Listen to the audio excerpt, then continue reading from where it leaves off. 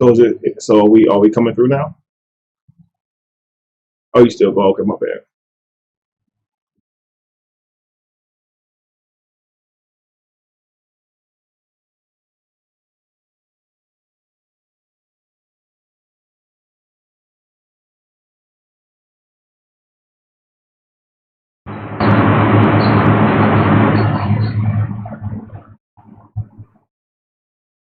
All right, can you guys hear me now? It appears that we have sound. So let us know if you can hear us now, guys. We'll kindly wait for your responses.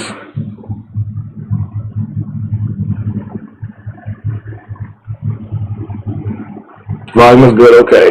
Hello, Papa. Man, my weight, man. I ain't, you know. Don't try to watch me. You know, you don't gotta know my weight. You know. Listen, man. Honestly, I was kidding with my brother like last week or 2 weeks ago or something like that, and I told him I weighed less than 200 pounds. Now I was 256, so like before, like so. He bet me. He said, "Man, you do not weigh less than 200 pounds." Now I was kidding. There's no way I thought I weighed less than 200 pounds, but I got on a scale and it said 212 pounds, but that was with shoes and everything on. So I told my brother, I said, "Man, if I come out of these clothes, you know, just like in like a tank top and underwear, you know, I'll weigh less." And he didn't believe me, so I did it. I took my shoes and jeans and stuff off. I ended up weighing 204 pounds, and this was 2 weeks ago. So yeah. So probably less. I could be under 200 pounds. I haven't seen that in many years. So thank you guys. So let's see here. Is this how the comments gonna be? No, I'm trying to work through it with your computer slow. Oh, okay, I got you.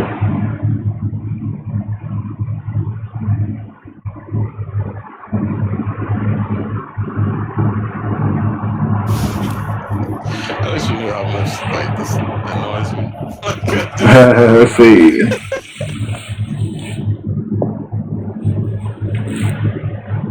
Can you guys hear me now? I try to move the mic a little bit closer to me.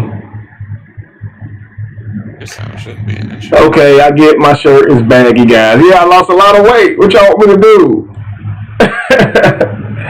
Nah, I definitely appreciate it, guys. I've been working my butt off. Just, you know.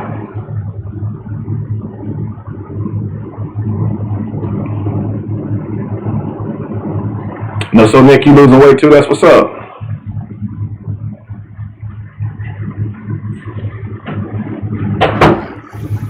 So I saw someone put earlier that I sounded muffled. Josh said it sounds fine, so just let me know, guys. I want to just make sure. I saw that from like a couple of people.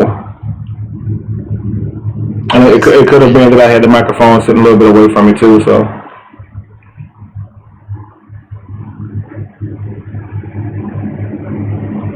What's up, Tim? How you doing?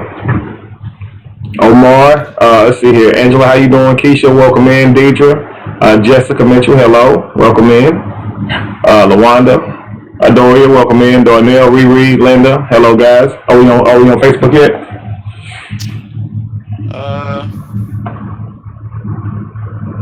Just fetching video. Okay. I'll just say go live. It should be good.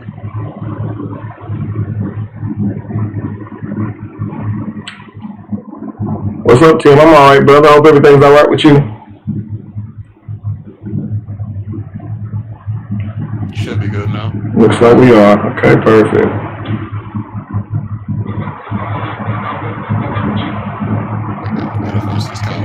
Cool. All right, so welcome on Facebook. As you guys come on, you get prepared for the night. We're going to be talking about is racism destroying black unity? All right, so of course you guys are more than welcome to go ahead and start giving your opinions on that. If you know, does racism destroy or is racism destroying black unity? That's what we're going to talk about tonight.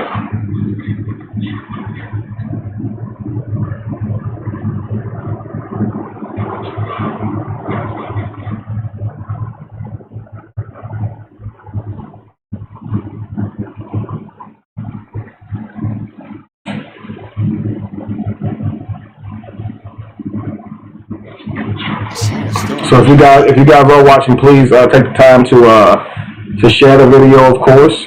Like the video, share the video. All right. Patience, you said it's super loud on your end. I don't know if anybody else agrees. Just let me know. Some people still saying it's muffled, mad echoes. All right, the echoes could be coming from my phone, man. So I was actually checking the video on Facebook. So that's probably what that was. So we should be good on that.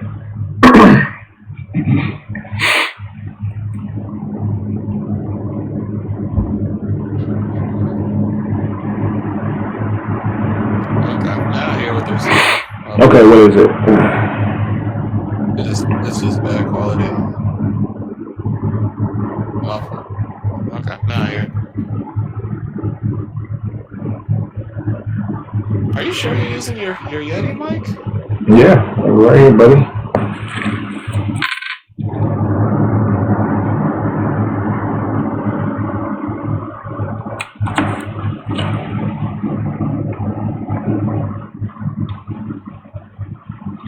Just give us a moment to get this thing going. And it could be that it could be that the volume of the microphone is too high and it's picking up like too much, like maybe the vents or something. Hold on a second.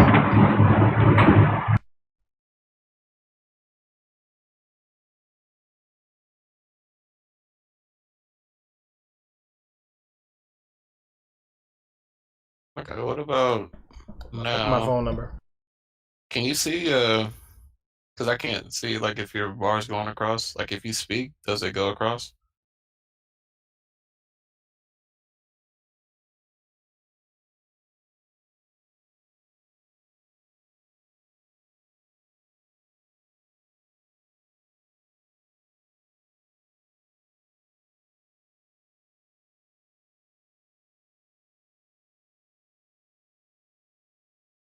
Okay, no.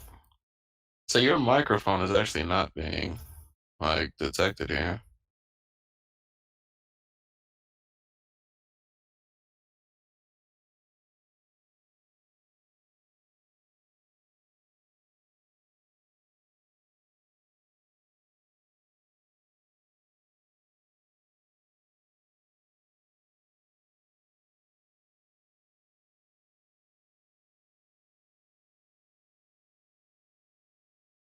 Hang on a second, guys.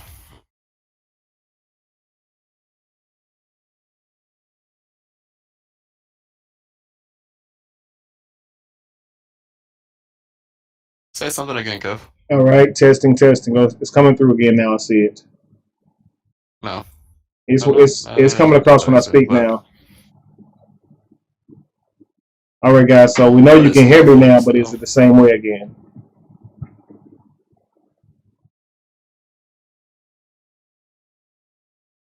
All good, better. Okay. So the background sound isn't as bad.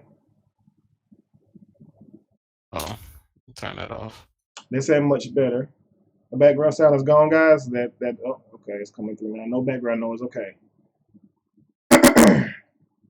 Finally, good, much better.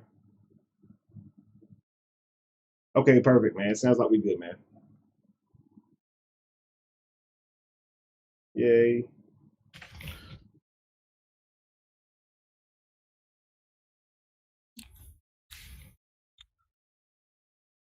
Okay, guys. So just so you know, we do We might need to expect do to. a GoFundMe for another laptop. We definitely do.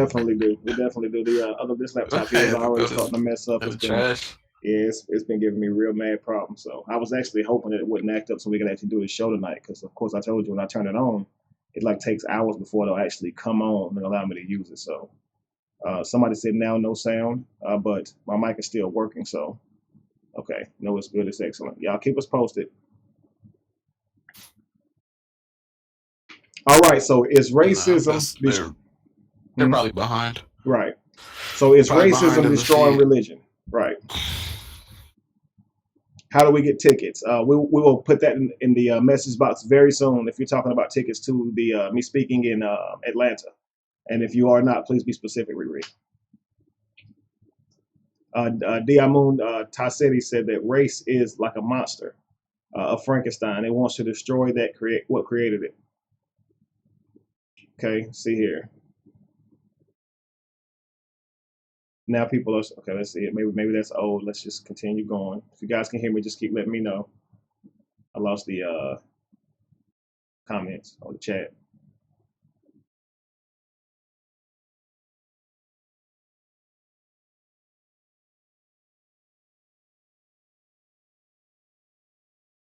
While Josh is getting that chat back up, I want to encourage everybody to please remember that we do like for you guys to donate. Okay, we do need the funds. Obviously, we use the funds to continue doing what we are doing, and it also we ask you guys to donate if you guys are learning something, especially things that help you in your life. Okay, so please continue to donate to show us that you do appreciate our efforts and the time that we do give and spend in helping to they can barely hear. Okay, dang, Josh, I hate that. So, guys, it's taking a little while because Josh can barely actually work on the computer. It's really slow. But again, guys, I was saying, continue to donate to show us that you are getting what you guys expect out of the show. Okay. That being said, let's get into it. All right. So, and just please pay attention to what you see BTE moderator says. So they're going to be giving the notes for you guys, giving information, very, very important information. Some of the things that you guys ask questions to on a daily basis, some of the things I forget to enlighten you guys on as we're doing the broadcast, because I'm so focused on the mission and I guess freeing our mind that I actually forget about some of the technical things. So they'll be helping out a lot with that. All right. Racism is about keeping people poor. We've been conditioned to think it's about color. Okay, absolutely. Let's see. Deidre Scott said racism is destruction in itself, especially for those that hold racism against their own or our own. Absolutely. Okay. I wish you were in a group with us. We'd love to hear from you. Is that to me, Omar? Let's see here. Racism is a distraction. I agree, Riri. It is absolutely a distraction. So today we're going to get into that. Obviously, we all identify as human beings, but does racism destroy the unity of black people or people who identify as black? So does racism destroy them? I'm going to start this off by talking about conforming. Okay, let's just say that there was this doctrine. I did a actual teaching on this a long time ago as a Christian, of course, and it was about not conforming. And of course, I use the scripture where the Bible says, "Be not conformed to this world, but be transformed by the renewing of your spirit." Right. So this was the scripture that I used for this message. But the message, of course, had good intentions on how not to be like this world or to fall into some of the standards that this world has given us. However, during this message, I went over how this study that this doctor did, or this scientist did, where he took about 30 subjects, 30 people, and he asked a question on the measurement between two dots on the wall. It was it was dark room, so he put two dots on the wall, so you really couldn't get any perspective as to the length between the two. So when he asked people individually what was the length or what was the distance between these two dots, they gave their differences, of course, or they gave their estimates. Now, when he did the same thing in a group setting, now what he noticed was this: when he asked people individually to guess or estimate the distance between these two dots, he found that their guesses they varied more in range. Okay, they varied more in range. So, but when he asked them in a group, their answers were closer together. So during this study, what he gathered was if you ask people something in a group, they will lean or tend to answer more with what's popular, okay, or what the norm is. So the definition, of course, is conforming is leaning to the majority, right, or becoming the majority in order to fit in, right? So this is what I mean by conforming. In a lot of cases, if you enter a room and you ask a question out loud, to establish a basis of the people in that room and how they feel on different subjects, many people will actually identify with subjects that they actually do not technically agree with because of social pressure. So statistically, whenever you try to group people based on a show of hands, it can definitely be skewed because people will agree with things just so they appear to be in with the crowd. Nobody likes to be challenged. Nobody wants to be that, I guess, the black sheep of the group. And we do these things honestly to fit in. Okay, let's see. Sean said sheep. Well, exactly. We're talking about people who don't think for themselves or who don't feel comfortable voicing their own opinion if it means having an uncomfortable conversation or somebody else disagreeing with them or losing the respect of their peers, so to speak. But when you're talking about speaking the truth, you should be willing to do that in any scenario. All right. So here we go. If you're dealing with a group of people who have been in religion their whole life, right? Who have been subscribed to a certain belief their whole life and a certain way of thinking, especially when it comes to religion now. Religion tells you a certain way that you have to dress, a certain way that you have to act and live, right? Your life. When you leave this, okay, so most people who leave religion, they don't do what like myself and a lot of others are doing, which is just like become a free thinker. Um, in fact, most people who leave religion, what they do is they go to another group. So if they leave their personal religion, they may in fact run to another religion, or they may run to another minority group. And when I say minority, I don't mean for sake of color. I mean minority for sake of popularity or number. These people will form a minority group um, with like-minded individuals to often express their rebellion, if you will, against what they used to once believe in. For instance, the conscious community, right? So we call these things by certain titles because we want them to, you know, to stand out. We want people to feel a part of something. So we label things woke, right? I'm this, I'm that. Um, again, I call my stuff join the evolution, right? Um, now the thing is, that's okay. That's okay to build groups, okay, to help each other through times of need. This is what the church really does, but it's behind um, religious literature and dogma. If we were to act like a rehabilitation center, if you will, the goal is for us to be able to move forward, or forward, if you will, to evolve. The the problem with this is this: when you run to minority groups, often more times than not, they often have those type of ideas that limit you and tell you what you can and can't do. These things are what make it a cult. Okay, so and when I say cult, I don't mean cult in a negative sense of the word, how we've been taught to look at it. We understand that cult means culture, but when you're talking about forcing or creating rules and for someone to fit inside of the group, um, this can therefore create a major problem, and of course a culture or a group that could go under the term cult rightfully because someone is telling you how to live, right? How to do things. Be careful of this, and be careful of any group that tells you have to do certain things in order to be a part of their group. If the goal is to move forward and help people, there shouldn't be certain rules. And I'll get into what some of those rules and things are, just for example's sake. Because my goal is not to target any individual or any group for that matter. I want us as people to understand what is happening to us, because it's not necessarily racism that is causing the unity of Black people to go undone. Okay, um, it is actually division. Okay, it's actually division. And when I say racism, um, I mean racism from the standpoint of systemic racism. I'm not talking about somebody not liking you because of your color. When I say is racism destroying Black unity, I'm referring to systemic racism, the racism that is the system in which we live. Okay, when you look at TV and you see a white person depicted as more beautiful than a Black person, um, Sade, please explain what you're disagreeing with so I can actually speak to that. And thank you very much for being honest with me.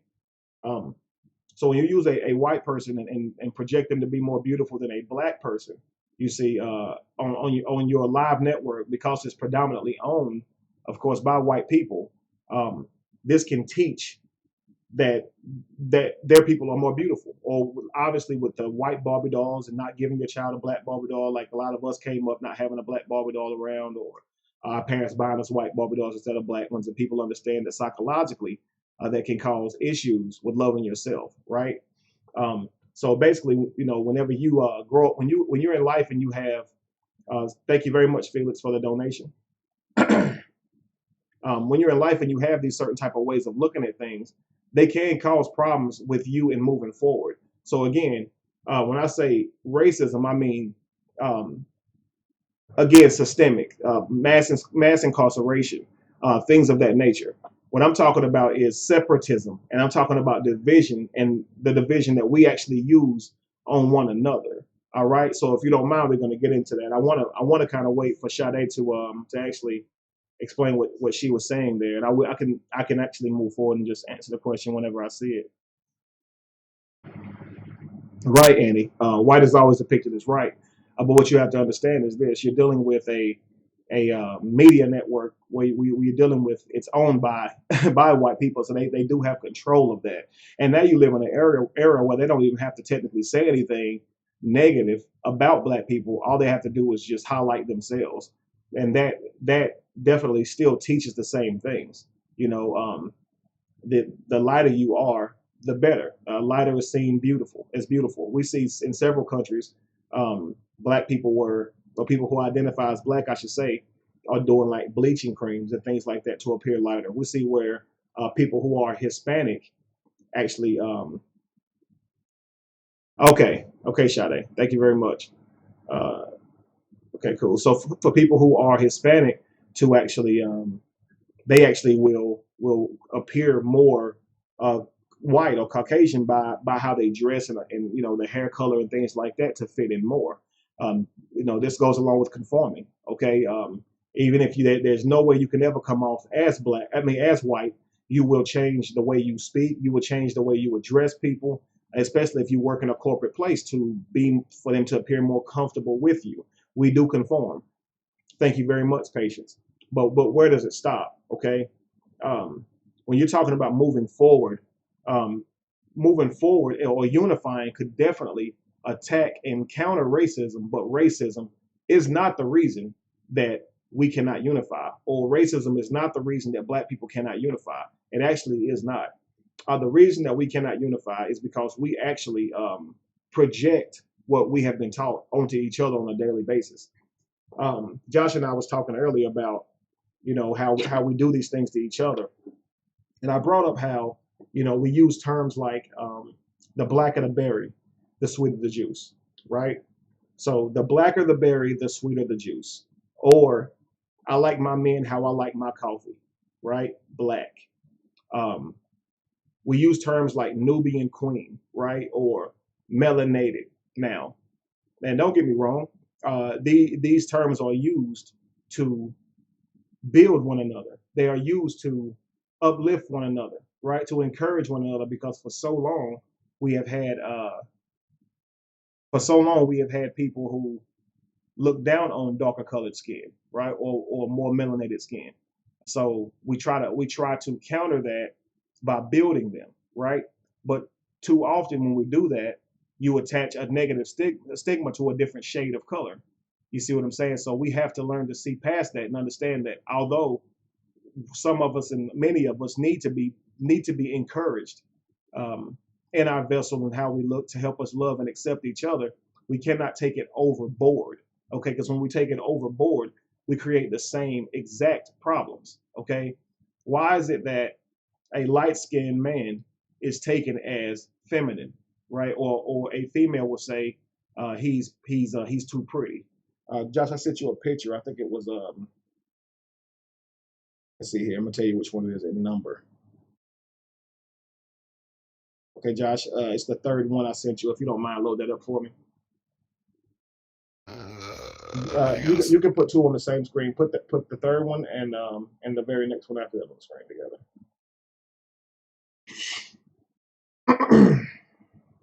So while we're waiting, I want you guys to think on what I'm saying, huh? Of the man? Yeah, the man. Okay. The third one, and was there another one? The third one and the very next one after that. Okay. So I want you guys to understand, we don't just attach masculinity to the darker skin, and then femininity to the lighter skin. We also attached stigmas to them. If you are darker skinned, okay, you're tougher, or you're probably more violent if you're dealing with negative stigmas. If you are light skinned, you're probably high maintenance, love yourself, conceited, arrogant, and you think everything should go your way. Hence the term you acting light skinned, right? Thank you very much, Anthony. I got you. It may take a little while, guys, as the computer is definitely lagging. And if you can't post the pictures, Josh, I can actually just go into it a little bit, go into it on my own. So basically, guys, if he's able to put them up, the photos are of a light-skinned individual and a darker skinned individual. And I wanted you guys to look at them and look at their features and tell me why it is when you see a light-skinned individual, do you automatically associate them with being more feminine or too pretty, right? Or they're probably going to be too into themselves, right? I don't want no man that's prettier than me. You know, why is it that we do these things? Because, you know, I begin to think about it, and I don't know, I can't really find a positive stigma going on right now about lighter skinned people, lighter shaded people. If you can think of and while we're waiting, just if you guys can think of a positive stigma or positive aspect in which the light skinned people this era are viewed in, please enlighten me. And I'm going to stop talking for a while and give you guys a moment to decide and tell me on that. All right. And also give me stigmas that you would attach to light skinned people cry too much. Okay. A thug can't be light skinned. Wow. Welcome in. If I see that right, Misner Park. Welcome in. So I'm just trying to look for your comments. Let's see who looks at light skinned men that way. It's a positive for both light and dark skin. I agree, but you know, we do live in a world where this happens. The question is, why do we do this? Or we know why we do it. Why do we continue it? It has no factual basis, literally whatsoever, but we still continue to do it. You know. Let's see here. I know it's some trouble, Josh, but if it's the way possible, can you pull back up that chat room? In the chat. Thank you, bro. Light skinned women are more feminine. Okay. Okay, I'll call you M.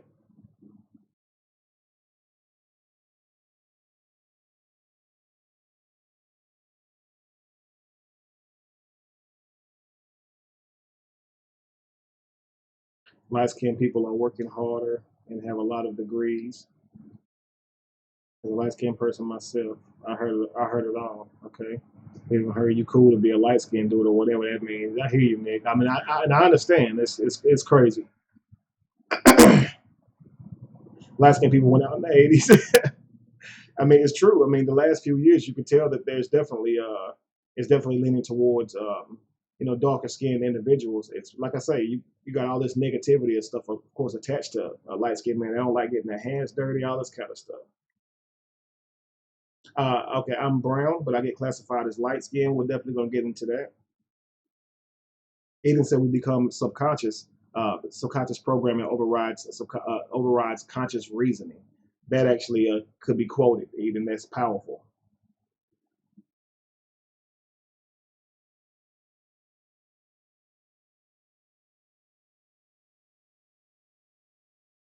You've heard guys say they only date light skinned women because they're pretty. Listen, I get it. You're right. Why though? Why is this? Right? If you're looking for an actual mate, someone to be with and spend your life with, have children with, why in the heck is the color of their skin, the shade of their skin, a prerequisite to finding your mate? Why? If you're looking for someone to treat you right, and love your children, have the right type of morale to raise your children, right, and be mature enough to do these things, and you would base that all on the shade of someone's skin. It is no factual backing at all that a light-skinned person would be feminine or anything like that, or more masculine if you're dark skinned at all. But we tend to operate by these standards. Why? I've been told I'm cool for a red bone. Deidre, look, I know it's crazy. Get told the same thing. What's up, Shotgun? Light skinned people are more accepted by whites. Yeah. See, it's no moving forward, evolving with your enemy. We have tried this for hundreds of years. I hear you, Brian, but that is absolutely not at all the topic at hand here.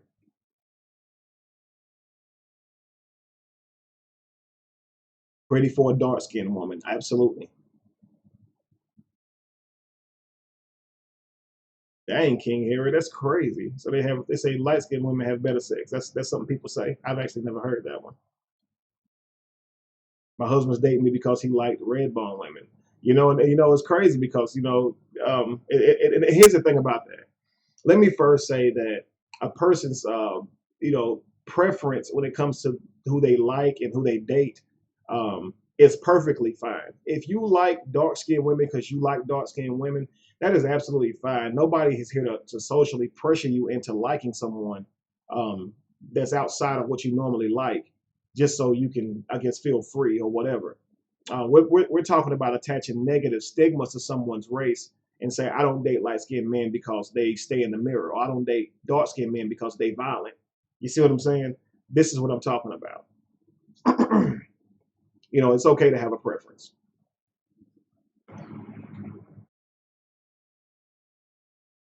I got you, bro. Whenever it can show up, it's fine.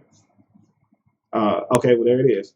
All right, so here we have two men here, guys, and so the guy on my right, I think it looks the same way to you guys.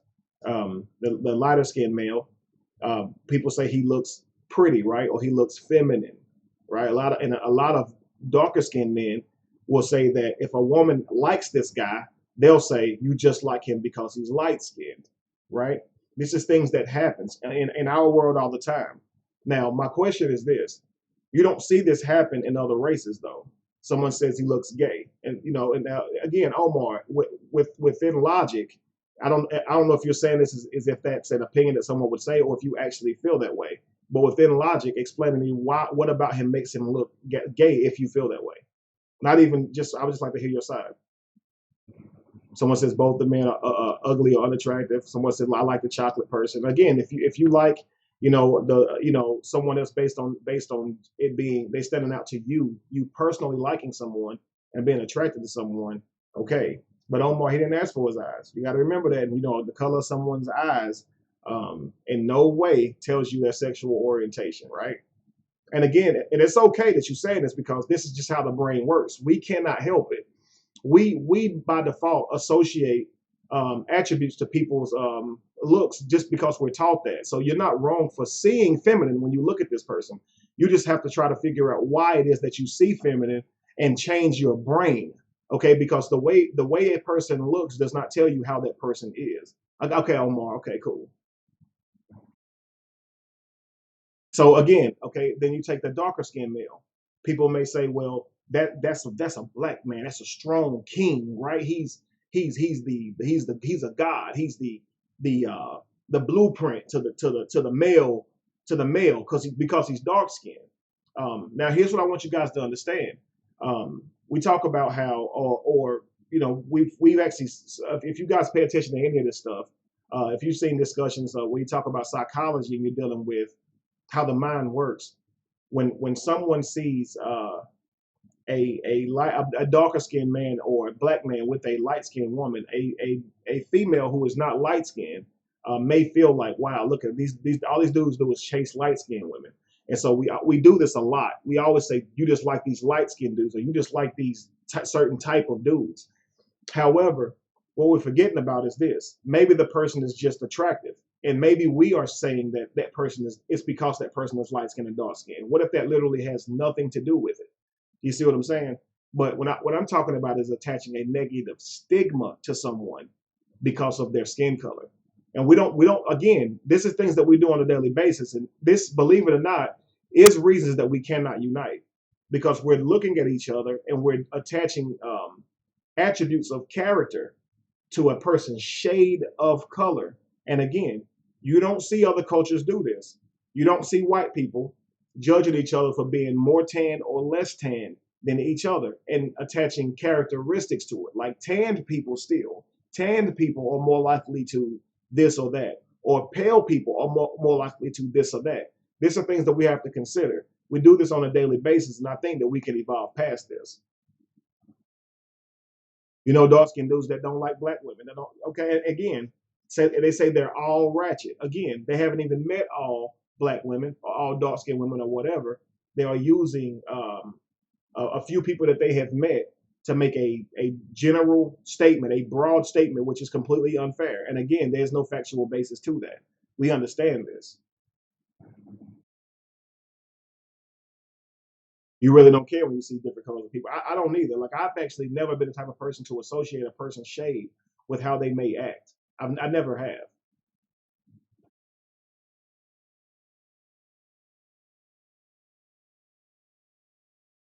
Now again, we have things like the Willie Lynch letters that tell us how the slavery and things began. I was going to show a little bit of that, but our computer keeps lagging, and I definitely don't want to throw something else in. Right as I said it, someone says, please read the Willie Lynch letter right before discussing racism. Absolutely. If you understand how we were used as the tools per this letter, we were used as the tools to carry out this type of racism, and we still do it today. Riri, I hear you. And it's crazy people say that you cute for a dark skinned girl, or for a light skinned girl, you this or that. You cool, you pretty cool. Again, we have to get past these things. We have to be able to see each other as human beings and not have people try to move past your negative stigmas and your negative paradigm in order to get to know you and move forward with you. We have to try to understand that. Tim, I honestly don't know what you mean by that. I actually have never saw his show. I did like Hidden Colors though. Why? And I have honestly, I have saw that as well. I was going to show the Willie Lynch letters, not based on it actually being from a man named Willie Lynch or it actually being a historical document from a man uh, trying to, enslave people. I was going to show it because even if it was written after the fact that this behaviors had been done, this behavior is still being carried out. So whether or not the documents are a forgery or um, not a real document to begin with, I wanted people to actually see it so we can actually apply or look at what you read in there to the world that you see today. So even if it's written after the fact, the simple fact is it is true.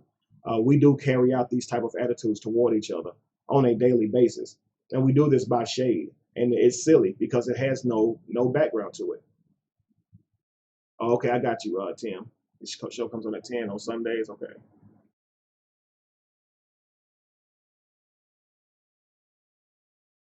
Kimberly, I am trying my best. Every time I watch a show, I say, man, I need to start paying more attention to the comments because I get so carried away with trying to, say what I have to say.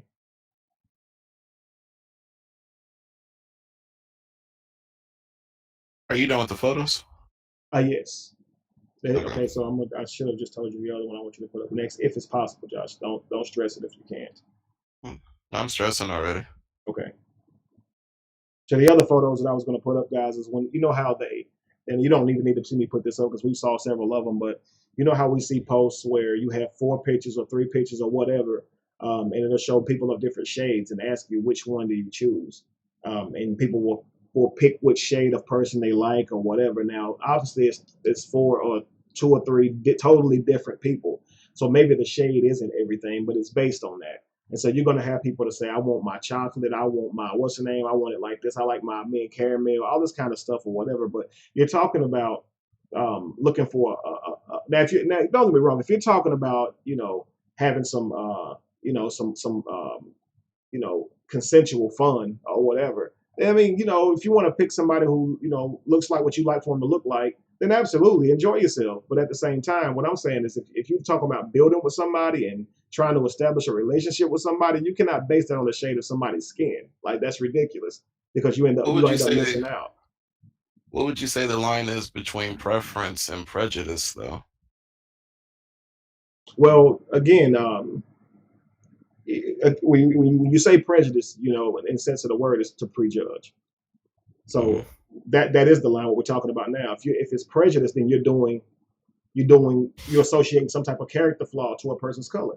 Versus if you're saying, okay, my preference is light skinned men because dark skinned men are aggressive, then then that's not a preference. That's a That's a prejudice. prejudice. You just wording it that way. But Right. a literal preference is, I like this type of person. You see what I'm saying? Like for the first half of my life, I liked what you would call red bones. Like nearly every girl I dated was light skinned. You see what I'm saying? But the first half of my life I spent hating myself too because I was taught that. You see what I'm saying? My sister's dark skinned, and we used to talk junk to her and call her Blackie. My brother's darker than me, and we used to call him Blackie. Growing up, being called black was something you got cracked on about. So I guess somehow it rubbed off on me. So I didn't date a dark skinned girl.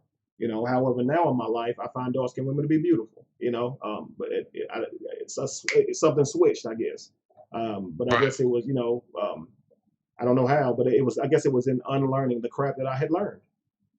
So I'm not a person who goes by, I guess, shade, I should say. And I can tell you that it's not true. Like the woman I was with for 10 years well, I was married to for 10 years. She actually is nothing like what you would classify a light skinned person to be at all. She never asked for anything. Never asked for anything. She wasn't a person who was high or I guess high maintenance or anything like that. And she yellow. You see what I'm saying? Like I ain't just saying light skin, like the Joker yellow, and her hair grows super duper straight, and she acts nothing like people would classify a person who looks like her to act. In fact, when she went to school, she was often classified as being stuck up before she could even say anything. You see what I'm saying? And actually, is one of the most genuine people I ever met in my life. A great individual. But it's funny that we do that. We actually we apply these negative stigmas to people, based on the color, the shade of their skin, and as people who are already being who is the number one targets of systemic racism. We need to make a conscious effort to not do that to each other. You see what I'm saying? We need to if you're going to pick your mate based on their characteristics in terms of raising a child. Are they knowledgeable? Do they understand, what raising a child is all about? You see what I'm saying? Like, and make it about moving forward and bettering, not just necessarily your race, because we don't believe in that, but we're talking about your lineage, the people, your children. This is very important that you make sure that you choose the person that's going to, be the father or mother of your children wisely. It cannot be simply because they look good. Josh, I know we talked about this before, and I can't wait till Josh and Lorenzo comes on together because we're gonna bring it up. People say often, I bust in that, right? Or I skeet in that.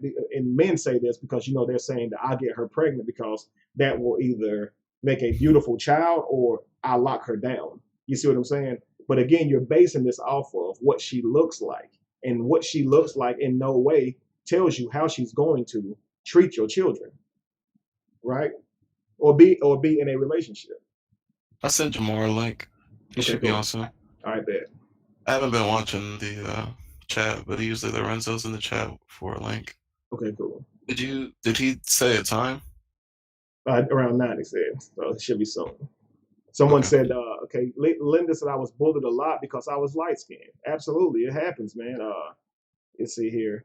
Deidre said you have beautiful people who are ugly and who are considered unattractive that are beautiful. I agree. Some people on the surface can appear attractive, and then on the inside, absolutely, you'd be like, what in the world? I lost the chat. I was about to read Mill Highs. It's gone. I can't do too much. No, I I'm sorry. understand. I understand, bro. We are working with you. We understand. They're working with me. It's the computer.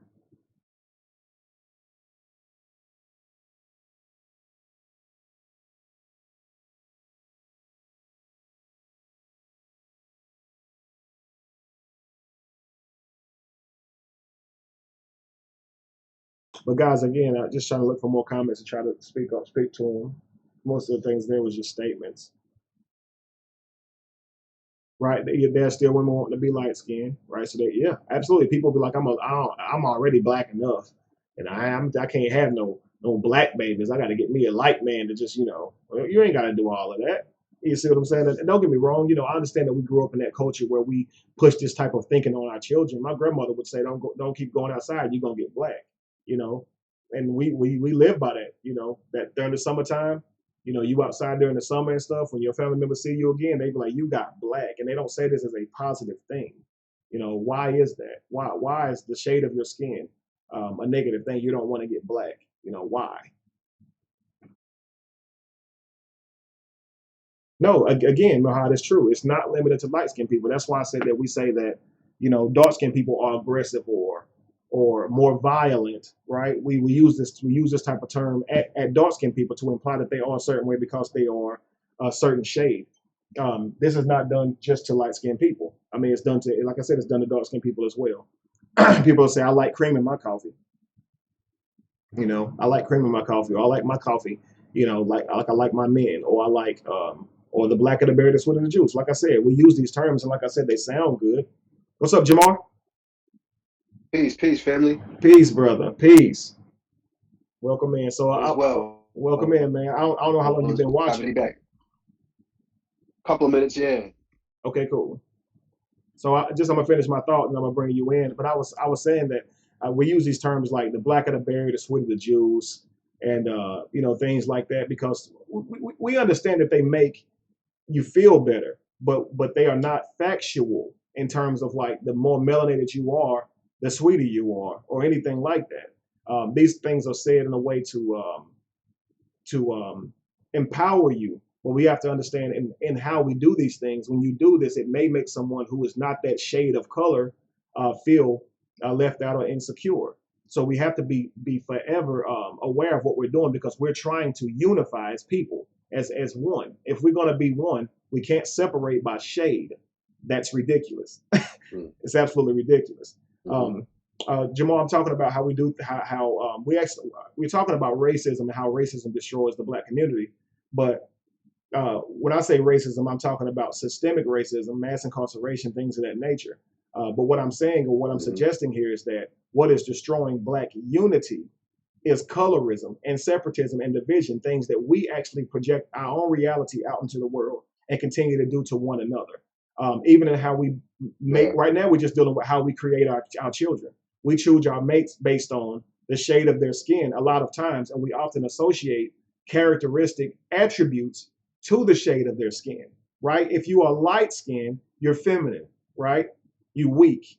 Why? Why is that? Why is the shade of a person's skin important or relevant at all to how their character may be? When a light skinned person is speaking their mind or they're frustrated or anything like that, we have a term where we say you're acting light skinned, right? Yeah. We use these type of terms. And so if we're going to unify, we have to do away with all of that nonsense because we know it's not factually based. We know this. So if you know that it's not factually based, why continue it? What do you say? Yeah, I think in the era that we in today, it's such a sensitive issue now. Like when we were younger and we were kids, we was able to joke about it and we could almost like separate the reality from, the fictitious part of it. But now as we've gotten older with all the race issues that we have, you can't even joke about it no more. It's just am I black enough? That's the thing now. Am I black enough? Or, the brown paper bag test. So I think in this diaspora, and I think that's only really here in America that we really deal with that on to this degree. And I think that it's important that we sit down and we have these discussions. And like, how do we really feel about it? I got a friend, he's dark skinned or whatever, and I remember we had this conversation before about black people versus light skinned people and things of that nature. He said, "Yo, I was in the elevator. I was coming up to your crib, and I was in the elevator.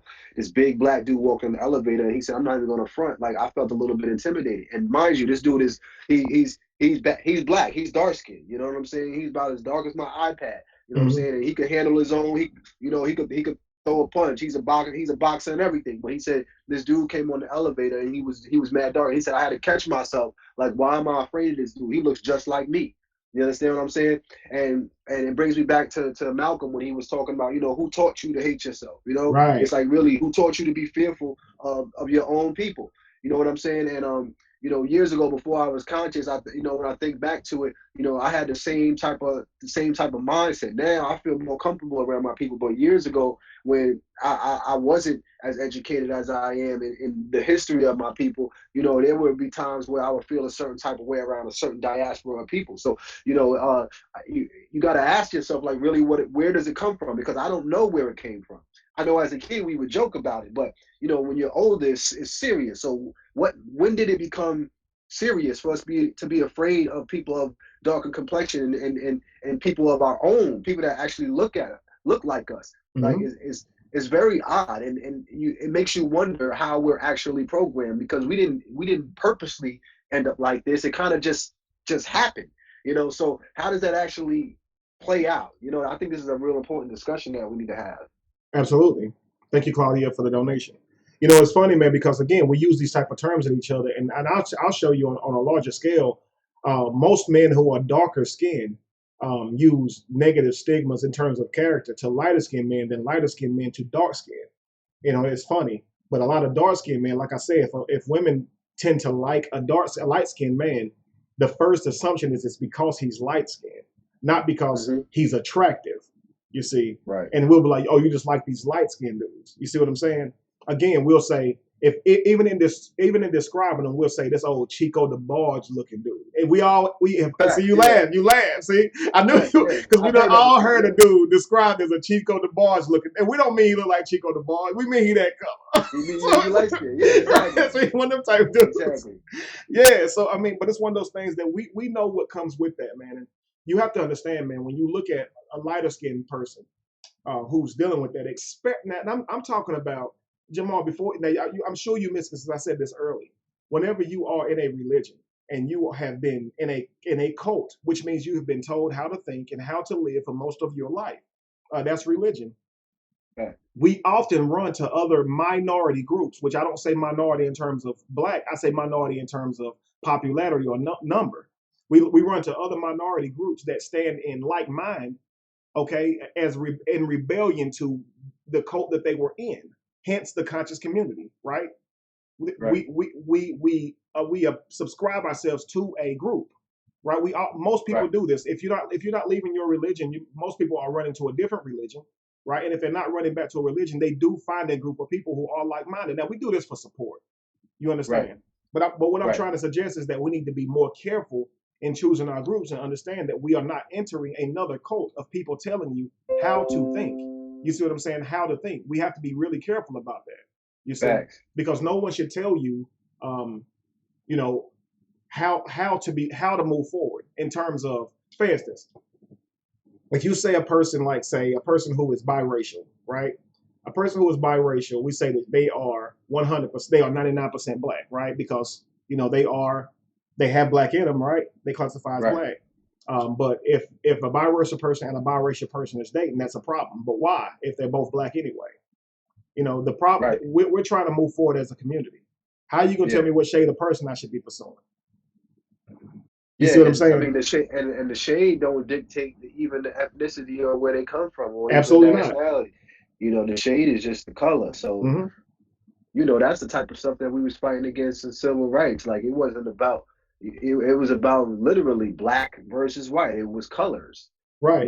So, man, I mean, I think that's a piece of work, because that's a fight that we have within ourselves. We can't blame white people for this one. This is something that we got to look back and say, hey, listen, we do this ourselves. So before we can say, oh, I got pulled over because I was black. Well, you look at the black as a dark skinned person as a threat anyway. You look at skin color like it's a threat. That's a weapon in itself. And it's almost like it's a thin line, because when you praise, like you said, the darker the berry, the sweeter the juice. It's like when you praise having darker skin, at the same time, you got to look at the equal and opposite value. That means that you're degrading the lighter skin. So what is the what's the median? What's the balance? Actually say, we can have pride in who we are as people without downgrading somebody else. I always tell people, pro-blackness or pan-Africanism does not mean anti-white. You know what I'm saying? It just means that we're having pride in who we are as Africans, and we lift up our culture, and I think automatically off top, when you are pro something, that means you are anti something here in America.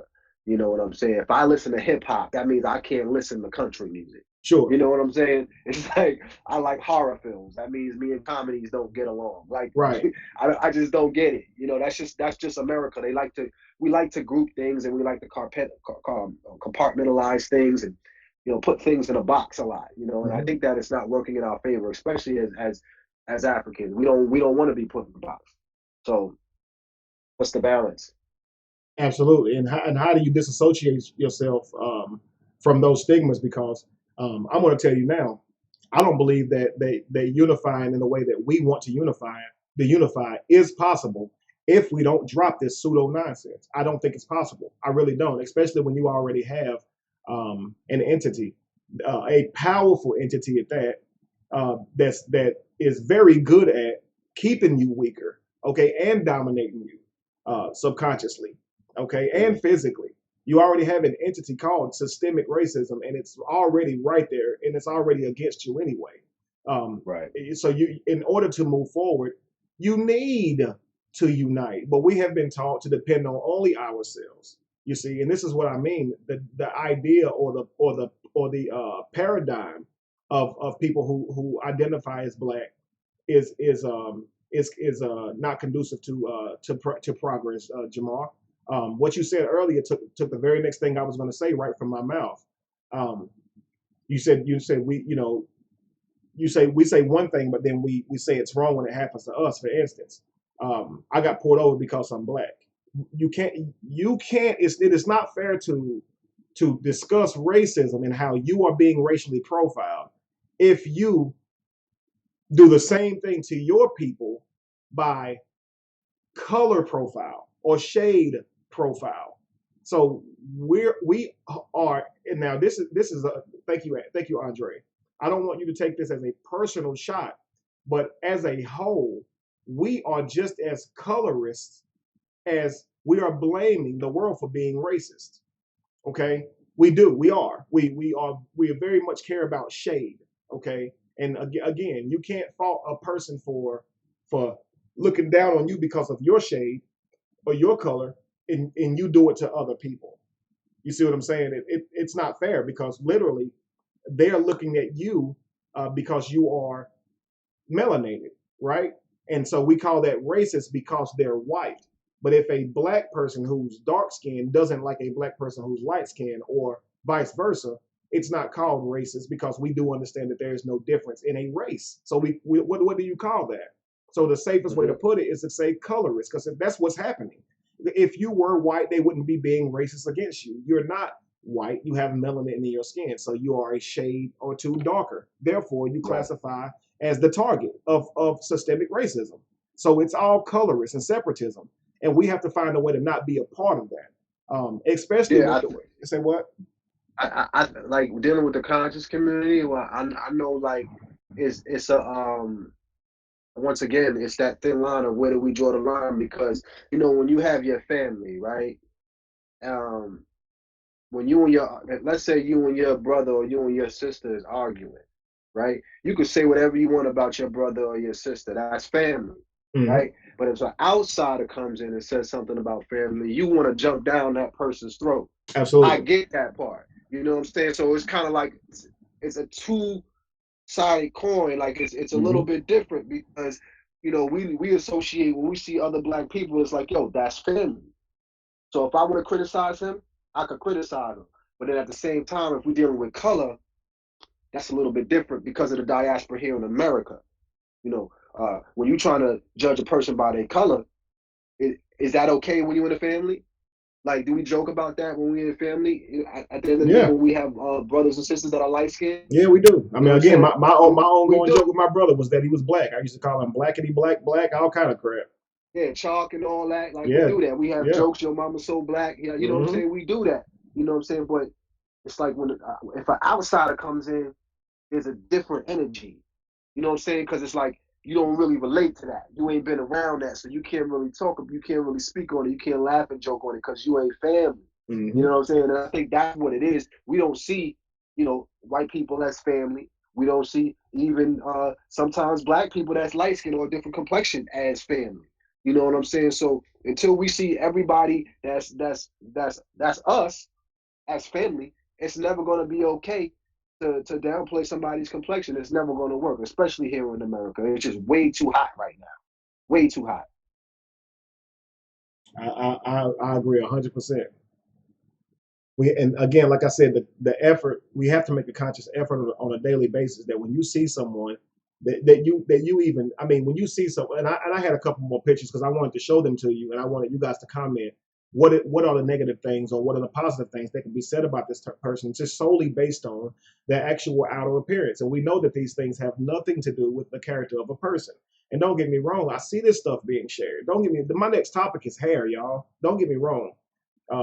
We talk about all the time hair, how your hair coiling up is powerful, and I get it. Don't get me wrong. You need that type of support, especially in a world where you have been told your hair was nappy, right? Well, of course, my sister used to get told her hair was nappy all the time by my grandmother. Every time she combed my hair, naps, all this kind of stuff. I get it, but what that does again is if somebody's hair is not as coarse or curly as yours, what are they now? Less connected to the universe? We have to figure out a way to where we can love one another without making another person feel like they're better. You see what I'm saying? So that's what I'm saying. Yeah, and I think it comes down to just vibration and frequency at the end of the day, because all of these frequencies and vibrations are necessary. You can't have one without the other. Mm-hmm. So if you have somebody that's curly hair, you're still going to need somebody with straight hair to balance out the type of energy that we have flowing through the planet. And I think if we just educate ourselves on that, of who we are, it'll make things so much easier. But because there's such a miseducation of African studies and people of that ethnicity, that we don't really know what it's about. We've been taught that our hair is nappy and it's kinky and it's coarse.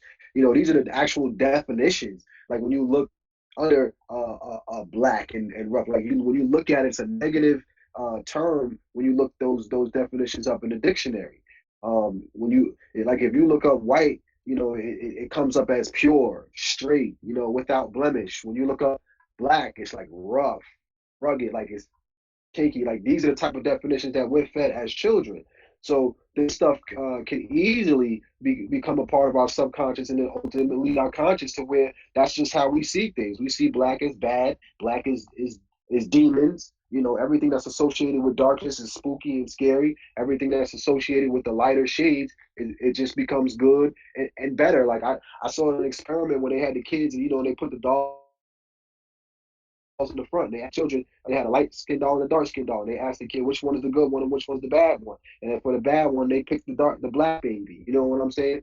And then they asked the children, which one looks like you? And they point and they say the black one. And then you see the kid, you could just see the kid's whole aura and energy just drop when they realize that they look like the bad one. You know what I'm saying? Like, this is the type of stuff that we doing to our children, and I believe that it starts there. Just to jump in real quick, Jamal, Phoenix Rising said, Kevin, your grandmother was practicing the self hate she was taught, and I agree. I would never assume that she was just a mean person. I think that she actually felt right in what she was doing. She was very light skinned, very very light skinned. So I know that her whole life she was probably calling people black and crap. And again, like I said, when she would do my sister's hair, she would always call her black or call her hair nappy. You see what I'm saying? And it, honestly, she didn't even take care of my sister's hair correctly. She didn't know how to do that either. So a lot of times, you put perms in somebody's hair all the time and stuff like this ruins their hair. And this is what was happening. Using trying to hot combs, burning her neck like before it was time. These things could have been done. Things could have been done to help her hair grow more naturally, to where all that wasn't going on. But at the end of the day, what my grandmother's lack of knowledge to care for my sister's hair, and again the microaggressions that she had learned or been taught through her life, she's now taking them out on my sister, on her granddaughter. And now here's my sister now feeling like she's somehow less than perfect because she's dark skinned and has coarse hair. You see what I'm saying? So I'm gonna tell you it's crazy, man. But I remember being at work, Jamar, and someone said, "I bet your daughter got good hair." And I remember saying, like, what the heck is good hair? What is Right. that? Like, I hate that. What is good hair? Yeah. You see, Yeah. I know what you mean by that, you know, but I hate that. You see what I'm saying? What is that? We got to do away with that. They got that good hair. What is that? Because we know what this means. Again, the less coarse, the finer it gets, the more associated with European, because this is how we've been taught. Okay, Right. the better it is. So the less curly your hair is, the better it is. So for so long, good hair was straight hair. So now we're trying to offer a counter to that. So we encourage, wearing your hair natural as it coils up. And it is beautiful, but we can't do it in such a way that because somebody's hair does not coil up, they feel now that they are less connected to the universe or whatever than a person. I promise you, bro, I remember watching information and looking at information and looking at memes on Facebook and things like that, where you see people talk about being melanated and how it absorbs the sun and how your melanin go to your pineal. All this is cool. All this stuff is cool. But I remember thinking, like, is it like the darker you are, the more melanated? I remember like seeing someone speaking on it. They were just like, nah, that's not that. That's melanin in your skin. That's two totally different things from the melanin in your skin and the melanin produced by your pineal gland. So the color of your skin or the shade of your skin is not going to have any effect on how much melanin or melatonin or whatever goes to your brain or your pineal gland. But again, it was a question that I had to ask myself because I saw all of this melanated stuff over and over. Again, we have to make a conscious effort to make sure that we are not offering a insecurity to a person that does not fit the image of the person that we're praising. Yeah. And what's that fine line? I mean, I started doing, when I started doing research on melanin, um, I did away with the whole concept. Like, it's very rare you even hear me use that word because it's not even an African word. Right. So how are we using the word melanin at all? It doesn't even exist, to be honest. In Africa we use the word kem atum. It's the black atom. Absolutely. Kem meaning black and atum for the atom. So the word melanin is something that was invented. Anytime I see something that we didn't invent and it's something that describes us, I automatically just discard it. I Absolutely. can't even rock with it no more because there's too much deception behind that. We should be learning from that when we deal with the English language, that if we didn't invent that word and it's describing us, then it probably wasn't a good thing if it's been around for a long time. It probably wasn't a word that was meant for us to actually rock with. So when we deal with the word melanin, I use chem atum. When you do the study on that, it's way different from the way that it's described by the Europeans. Right, absolutely. Again, we understand that melanin. We understand melanin as carbon, and we know that even like you said, we call it chem. And just so you guys understand, chem, of course, is KEM, but chemistry, CHEM, it stems from chem, which is the study of carbon. I swear to God, it is. It's chemistry comes from chem, which means Yes. what we now call, of course, melanin. And Jamar is again so well put. And I understand why he would not want to use those words because they are misappropriated. We cannot lean to certain ideas like the darker your skin is the more you're gonna be close to the universe, or the more curly your hair is. Listen, guys, there are white people whose hair have to be tamed. They work on a daily basis to get their hair to lay down straight. Their hair coils up too. So we can't make this thing about you're only connected if you have this or don't have that or whatever. There are lighter skinned women who hair coils up like crazy, and there's dark skin. I went to school with this guy who they used to call a black Mexican because he was dark skinned, like very dark skinned. But this dude had hair like a Hispanic person, a black dude. Like, you see what I'm saying? And people used to actually call him a black Mexican, like he was wrong for having good hair, like he did something wrong. No, you don't ask for your tone of skin or your hair, and there should not be a social box for you to fit in due to how you look. That is silly. That has to be a social scale, attribute wise, character wise, attached to you based on how you look. We talked about this last week. Sum total. Everybody gets a number. If you add up the time frame, the 3 years I spent with my mother, the time I did not have with my father, the man I met as my pastor who literally became a father figure to me. Whenever you take all these experiences and things that have happened to me, things that have broken my heart, things that have made me happy, that's going to create a personality or create the person that I am. Sum total, if you will, right? A total amount. If you're looking at people as mathematical, Jamar is going to have a certain amount of numbers based on his life. There is no way I can tell you what Jamar's numbers add up to be by looking at him. No way. If I see Jamar outside of his hat and the things that can show me kind of what he studies, I would not know what this man is about more than the man on the moon. So I would be totally wrong in assuming his character based on how he looks. You see, I would never know that this man was as intelligent as he is. And that's not to suggest that he looks dumb. What I'm saying is basically just looking at a person's vessel, you can never know what they know. So why make an assumption based on a person's character and you don't know who they are? It's silly, because we have powerful men and women of all shades and color talking about this stuff. So it's obviously not, based on what you look like. I think we can do better than that. I really do. I think we can actually do better than that, because again, these things cause division. And someone said earlier, I don't think Kevin understands, or I think Kevin underestimates white supremacy. I don't. I understand white supremacy so much to the point that I know that white supremacy cannot even begin to be countered if you're not unified. White supremacy cannot be tackled by a single person. Okay, you need unity to do this, because what white supremacy is geared to do is to keep you broke, is to keep you inferior, okay, monetarily, subconsciously, and socially. You cannot change that situation economically, socially, or psychologically unless you come together.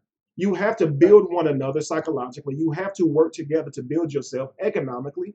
Okay, you have to do these things, and you can't do this on your own. We've tried it. Look at how many millionaires who've made all this money, and we look at them and say, why aren't you doing something for the people? The question, the actual true thing is, a lot of these people, when they were working their butt off to be successful, you didn't do anything on your own, and now they're successful and you're not. Now you wish that they would have helped out. But we can all do things together to help out our own community. We shouldn't have to depend on a celebrity name, a successful person to do all this work. We can come together and do this work. We really can. But the problem is, when we see a need, a glaring need, we have the tendency to blame a person for that need instead of blaming ourselves.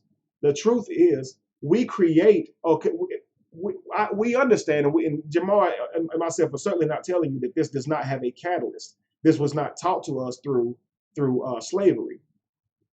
We're not denying that. But what we're saying is, in that understanding, we have to understand now that it's on us to change our future by changing how we think. We cannot continue to carry out what we're doing and just solely blaming racism. We actually contribute to racism more than we think we do. So again, someone says that, Kevin, you don't really understand racism or whatever. But again, Milhad, you're right. We did not create this behavior, but that's not relevant right now. What's important is that we carry out this behavior, and we need to stop, and we need to confront this behavior in ourselves and see how it's not conducive, or see how it's counterproductive to progression. And when you're talking about unity of people who fall under the characteristics or of being black, so to speak. Again, y'all know I hate that word.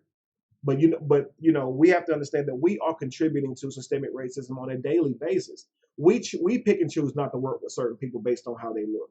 We have to come out of that, guys. We have to come out of that. Yeah, I think it's I almost think that it's something that's unavoidable. It's like the yin and the yang, because in order to unify, like let's say you had a bag of Skittles.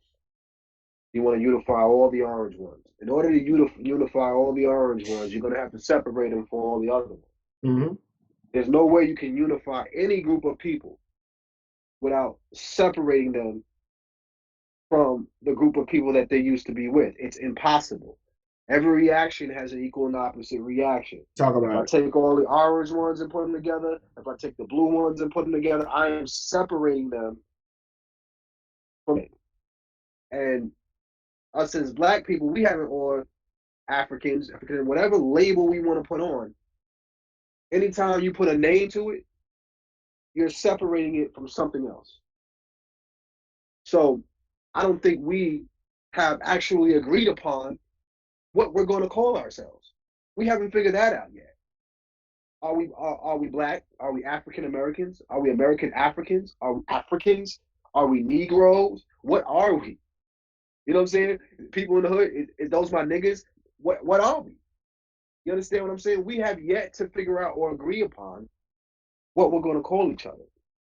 You know, I call my people kings and queens. You know, believe it or not, there's some people that would get offended if I call them a king. They said, "Nah, I ain't no king yet." I called some lady a queen. She said, "No, I'm a princess. I ain't quite there yet. Please don't call me a queen. I hate that." I was like dumbfounded. You understand what I'm saying? So we can't agree. Yeah, we can't even agree on what we're going to call ourselves. So how do we actually? How do we unite when we don't even know who we are? And here's why we can't agree, Josh.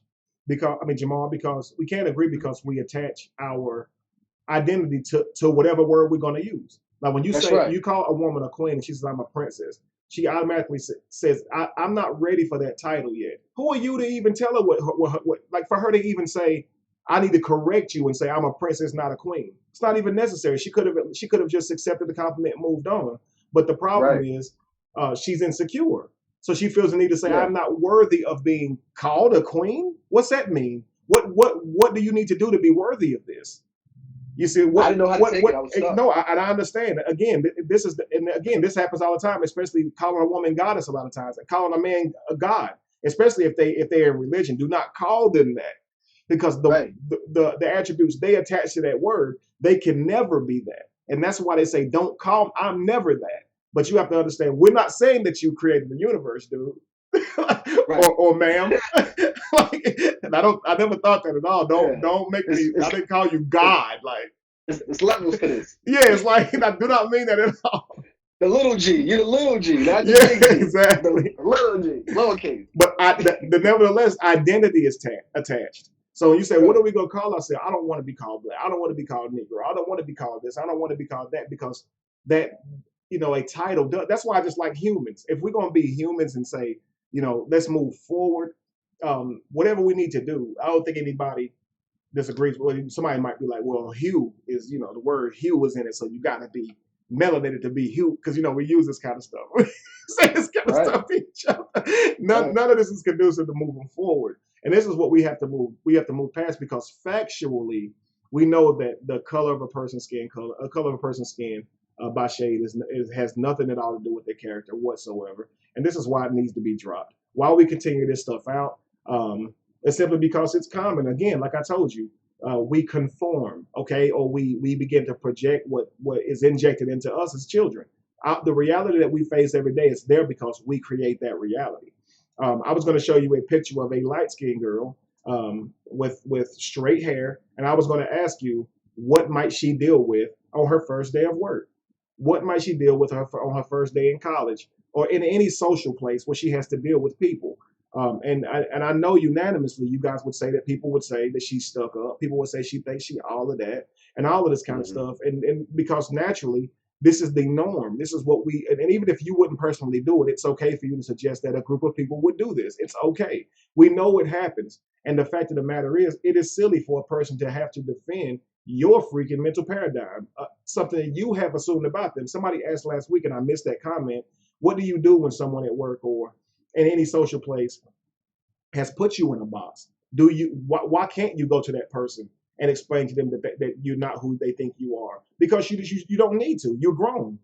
If you make a habit of doing that, you'll never stop. I used to do that. Believe me, I know. I used to really need people to like me. I needed it. And people didn't like me, I would go around trying to find out why they didn't like me and what I could do to change it. And what you find out is after you've done all the work, you realize there is nothing that you can do to make them like you. That's simply their hang up. Let them have it. If somebody has made a mental assessment about you, a mental appraisal, if you will, on your value, let them have it. I promise you, it does nothing for you. That you're gonna get the work the same way you used to get the work. You do not need their approval. And even if they glorify you based on your looks, you can call black people gods, kings, queens. All this stuff is said to empower you, but quote me if you want to. Calling you that does not technically add value to your person. It does not. It may make you feel better about yourself, but calling you a god or a king and you don't get out here and try to do anything about this reality that we live in is going to do nothing for you. Being called a king or queen is not going to do nothing for you. It adds zero Zero value to your person. Go to anybody in the world Yeah. and say, people call me a king, and I guarantee they're not going to give a darn. Nobody's going to care. We separate what's meant to encourage you and empower you from identifying yourself truly as that, because you're going to get ahead of yourself and stay stagnant because you have now accepted a name and I hate to say earned, because you shouldn't have to earn a name king or anything like that. But when we say this to you, we're not saying that you're already a technical king. We're trying to empower you, not say you don't need to do anything to change your life. We're saying you're a king, so you have the potential to change your life. You have the potential to do it. Your value is, again, somebody they just got. Thank you for reiterating, zero. Your value is increased by 0% by compliments. Trust me, it is. So whether or not we feel that it's important to compliment each other and call each other gods and goddesses on a daily basis, we do have to understand that it does not yield any value to your person or your character. So learn to separate the two, guys. So the same way that you would do with a negative stigma that somebody applies to you, it has zero value to you. What are you saying? Asked a good question. Shondell Thomas said, what about those who identify as niggas and claim it's because of learning about the niggas Nagusa? For me personally, I come from that cloth. I come from, that era where I called my homies my niggas I came up in that. So I don't downplay anybody that still uses that wordplay, only because I can still relate to it. You understand? I understand the language when it comes to that. But the ones who use it with the understanding of Nigas and Nagusa, I hold at a little bit of higher regard simply because they know that information. Those who just use it and they're just using it because that's what everybody in the community says. I don't hold it against them, but I do wish that they knew the essence of where the word actually came from, and hopefully they don't look at it as a word that even that the Tamu invented or Caucasians invented. I hope that by now, in the age of information, that everybody knows where that word actually derives from. So I get it. We're really clever at how we've learned how to flip words, things of that nature. That's just what we do. But I think it's almost a time at this point where we can do better. That's just the way I feel right now. We have too much stuff out there that we should have to depend on that at this point, because it's done just as much damage now as it's done good. Bridge the gap of our elders, because there's a big gap that's not bridged between the elders and the younger generation because of that word and what they went through dealing with that word. And I think that at this point, in order for us to really unify and be who we need to be, we need that information that our elders had when they was dealing with the civil rights movement. We need that cosign. We need them to pass the torch down to us. There's a huge disconnect between the younger generation and our elders and that word that they use. So that's how I feel about that when we're dealing with the word niggas. Bruh, dang, that was a great response. And honestly, Jamal, I could not agree more. The word is lost in translation when you use it. A person with the intellect to understand what a word comes from, negus, and what it originally means, that is all fine and well. But when you're talking about a universal language where you can speak to the intelligent and the unlearned at the same time, niggas is not a good word to use, especially when you're talking about dealing with the elderly and the youth at the same time. Like Jamal said, there is a paradigm shift. Most elderly people are not going to understand that word as meaning what it originally meant, negus, N-E-G-U-S, or negas, or whatever, and then use it, you continue to use that word. I agree with Jamal. The word is not a word that is still needed. Someone argued me or commented the other day, wanting to know why do we. I said we don't need to use the word God anymore. They were just like, well, you disregarding the whole word as if the word has done something wrong to you. Well, technically, no, the word has done nothing wrong to me, and the word is just a word, okay? To a person who does not speak English, they may see the word God written down or typed out, and it would mean absolutely nothing to them. As a person who is Japanese wouldn't understand Dios, meaning God, for a Spanish person. So I understand the word is it inanimate. Okay, I understand that. But what I mean is the actual attributes attached to this word God. Okay, this word was made up and given to you.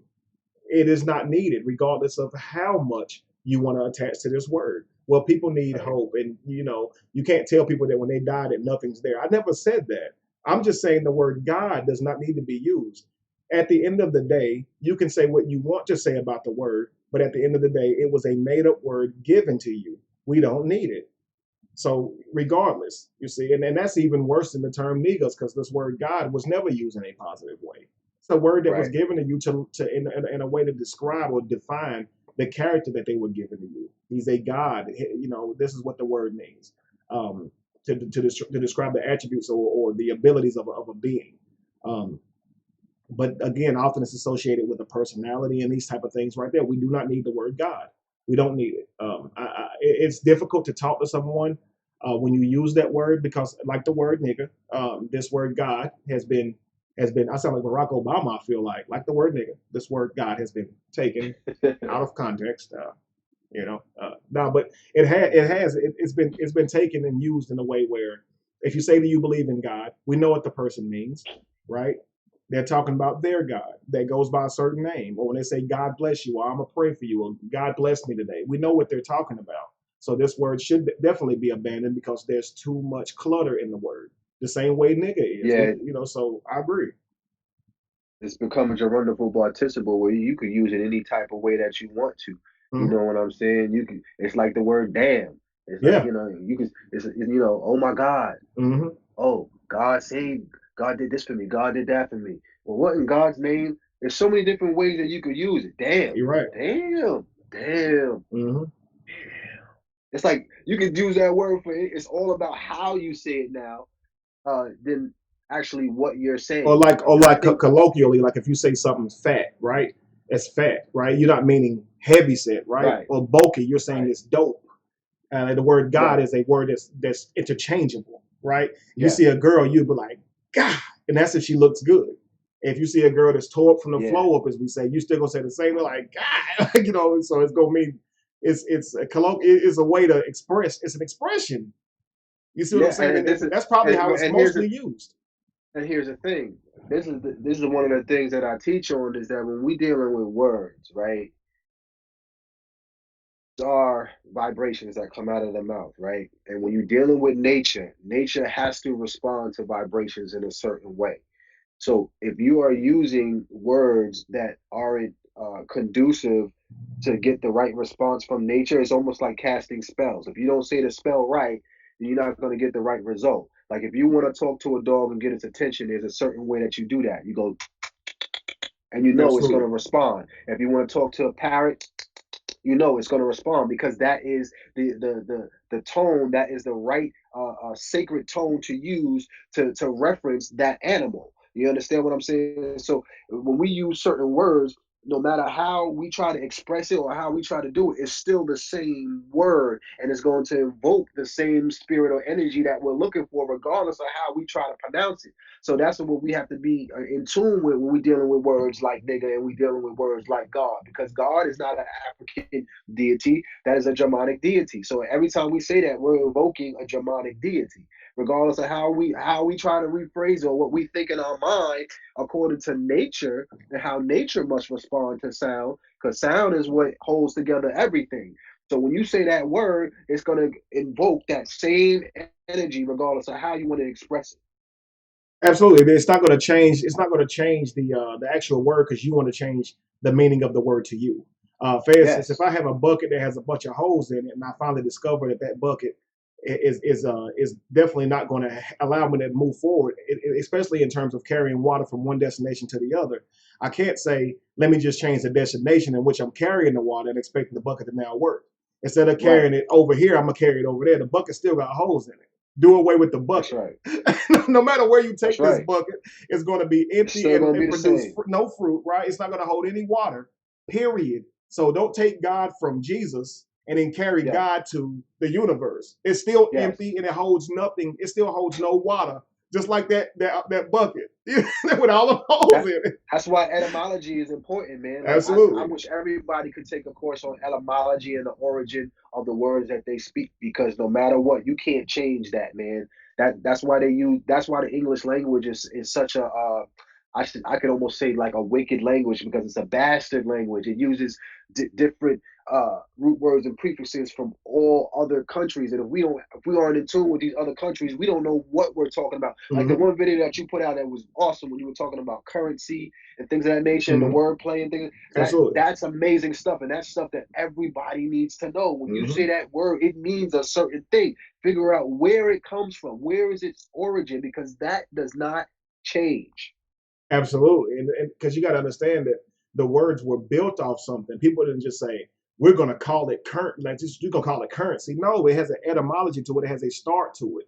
And just so people can understand, in that video, like Jamal was talking about, I talked about how, why is it that whenever they stop allowing you to use your money, they call it freezing your assets. Why is it frozen? Why is it freeze? Because they refer to us as water or energy. Why is it that when an officer wants you to stand still, he says freeze to you? Why is it that when you want to take your assets like house or anything like that and turn it into money, why is it called liquidate, right? So again, currency, it's called current because it's called a flow of income or a cash flow or a stream of income. Energy. Why is it all associated with waters? Why? And so we know that they do this, and so they're not just coming up with this stuff. Okay, right. Josh. So we have to understand that words, again, words, or when you change a couple of words around, are swords. And the language is as we languish, as we languish. The word languish comes from an actual God that was actually, that I have to go back and get the information because I don't want to say it wrong. But the word language was given credit to a different God. Which means to rule the tongue or manipulate or something like that. It's crazy. But as you language, which is using words as swords again. So we have to understand that where these words came from, so we can understand that somebody's still saying Kevin Obama, but like but like you take and again, while we're talking about shade, had Obama been a couple of shades darker, we wouldn't have had him as a president. And it's so funny because you were talking about when you're dealing with people and using words that translate over to a people or without hiccups, him being the shade that he was translated with more people. For instance, when you're a politician, you learn to use words that go over with everyone because you want to get the votes of everyone. If you use trigger words that people automatically know in their mind that they agree or disagree with, especially by being Republican or Democrat, or if you're a Christian, religious or whatever you subscribe to, I would know as a politician to not use the name Jesus, simply because there's such a large amount of people who I may lose by saying that. It's not about what you'll gain, it's what you'll lose. So I'm saying that to say this. Someone said, I don't think we should use humans because that includes everyone. Well, this is why I think we should use it, because it includes everyone. I don't think we should use a group that says you cannot ever be associated with this group no matter what by the name of that group. If your goal and purpose is to push us forward and propel us forward as human beings under the out from under the umbrella of what we know as white supremacy, you can rock with me because we understand that the people that you see every day are not the ones poisoning your food. We have an entity doing this stuff to us, guys. So we have to understand if I like to say humans because it means that if you drop all the stuff that you subscribe to, you can be human. Right now, you're not. If you're religion and you judging people based on what God they believe in and telling them they're going to hell and things like that, you've lost your humanity. I'm trying to encourage us all to find it again, okay? Because we wouldn't be doing these things if we walked into this world right now. You were taught to hate. You were taught to separate and disregard based on the way a person looks or thinks or what religion they subscribe to. If we can drop those things, we can be human again. And if we can be human again, we can progress because we can see each other without defining them, especially based on pseudo things that have no factual backing. So that's why I say humans, because anything else is uncivilized, like that old commercial used to say. We need to move forward as people, guys. Like, they are poisoning our food. You making this, if we're gonna make this about color, then you have to say that maybe your priority isn't moving forward. They poisoning our food and our water. Like there's an entity doing this. If we unify, we can focus on that entity and bring that down. You know, we can't do it if we don't unify. They have too much money. They have military. They have too much. We cannot fight them unless we unify. We cannot fight it. So just to be clear. Yeah, at the end if of you the know day, a better way, let me know. You are dealing with white supremacy, but they gotta understand the magnitude of this demon that you're dealing with. They don't care. They'll kill their own people to get across their agenda. Absolutely. So and nobody's safe. Absolutely. At the end of the day, no matter what race you are, you're not safe. No matter what color you are, no matter what. Well, I mean, honestly, race, if color, or creed. we're just talking about etymology. If you look up the word slave using etymology, it comes back from the word Slavic. Slavic. Yes. So which is so if you were Slavic, you were considered a slave. So here's what I mean. If people who identify as black were the first people to be enslaved, slaves would be called Negroes, right? Because they called them slaves because that was short for Slavic. That's why they call them slaves. Slave doesn't mean a person who's been captured and forced into manual or physical labor. It means short for Slavics. That was the meaning of the word. And these were white people or people who would be classified as white. Google Slavics, and it'll blow your mind. They look just like the people that's right here in this country. Okay, so you have to understand that slavery has been used on many cultures of people. You can simply look at the Druids. They were white people who were killed by Rome simply because they practiced African spirituality, which was not Christianity. The purpose was to destroy the religion or the belief of the people, not the people. But if you ain't gonna give up the belief, we're gonna destroy you because we're pushing Christianity, and we need to destroy anything that can compete with that in terms of a amount of a percentage of people or a population of people. They needed to destroy any religion that was heavily populated. And at that time, African spirituality was one of them. And the Druids were completely wiped out. And they looked just like the people who sicked them on them, just so you know. And I'm gonna say this right here so we can get to that. We have just so we can move forward. Again, when it comes to supporting one another and accepting each other based on shade and judging each other about character, we also don't support each other because of that. Josh and I, just for sake of doing some research, Jamal, we went and looked at other people's Patreons and stuff like that. And what we found is a lot of people who go by the description of white have a lot less patrons and followers than I do, but their donations are extremely higher. And this is for other black people who classify themselves as black, who have patrons and platforms similar to ourselves. The support monetarily are higher for white people. And I think it's because we haven't been taught the concept of investing in something that is beneficial to the community. We have been taught to give a certain percentage to the church for the purpose of our territory being enlarged by way of an invisible character in the sky. Right? So we all went to a building, or were taken to a building every day or every Sunday and taught to give, and that giving would lead to restoration or multiplying of what's coming back to us. But that's based on God. We haven't gone to a place that was built on building the community, that stressed the importance of the community contributing to this thing to build the community. There's nothing like that. Okay, like I said, we do have things that's like that, but they are churches and they're not set up to build a community. They tell you that, but we know where this money is going for the most part, and it seems to be not every church, but it's because a lot of people say not my church. You can't say every church, but we can definitely say most. It's a problem. It's definitely a problem, and if we could take the churches that were doing it and take the funds that have been misused and reapply those funds, we could fix the problem right now. When you're talking about in our communities, so we do not understand giving economically or financially to any type of place that is talking about building. You see what I'm saying? And because of this reason, we don't give. I don't think we don't give and donate to things that are supporting or trying to uplift us because of a color. I think we don't give because we simply haven't been taught the importance of giving, because it does not yield a direct result for you. When you give into buying lottery tickets, when you buy lottery tickets, you stand to win opportunity to win. When you give to a church, you're promised a reward from heaven. But when you donate to someone, then there is no immediate reward for you. You see, but I think that we need to focus on what the reward is for our future generations, and understand that money is needed. Literally less than 1% of my followers and subscribers donate. You see what I'm saying? Now, am I saying it's because I'm black? No, but what I am saying is by my research, and any one of you guys can look this up as well. If I were white, and my patrons or followers or subscribers were predominantly white, the donations would be higher, and that's not that black people can't give or donate because they're black. It's simply because we haven't been taught this. We haven't been taught how to structure our money economically as a group to be able to grow. We have not, and we say over and over that we need to do this. Say what, Josh?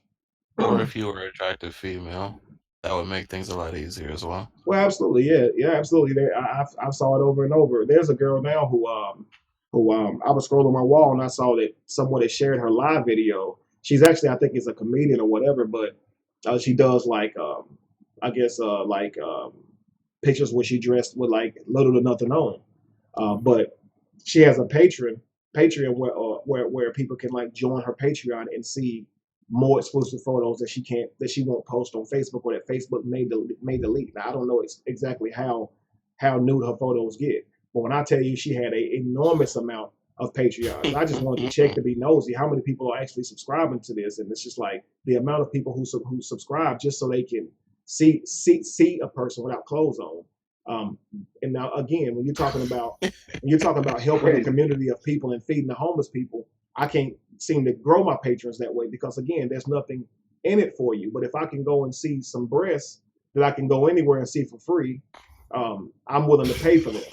You see what I'm saying? It's things that we do because there's an immediate gratification to it, instant gratification, if you will. We don't understand it, and understand how to structure. And I wouldn't even be mad if some woman said, you know what, I want to help people, and I used to show my breasts for the sake of building me, but I'm gonna show my breasts, and I'm gonna use the money to feed the homeless. Homeless people ain't gonna care if your breast is what got them that food. People are obviously still like niggas, but I respect y'all. Yeah, all right, bro, that's cool too. Thank you, KB Train. And again, from your understanding, you can like the word niggas. Josh told you himself that he kind of on the same thing with that. Your own personal perspective though is absolutely fine, but we're talking about using a word for everyone to feel included. That's what I mean, because the actual understanding of that word is not it's not broad right now. It's very limited in understanding technically when you talk about how many people actually understand the meaning of that word originally. But again, guys, we have to understand. So what, Jamar?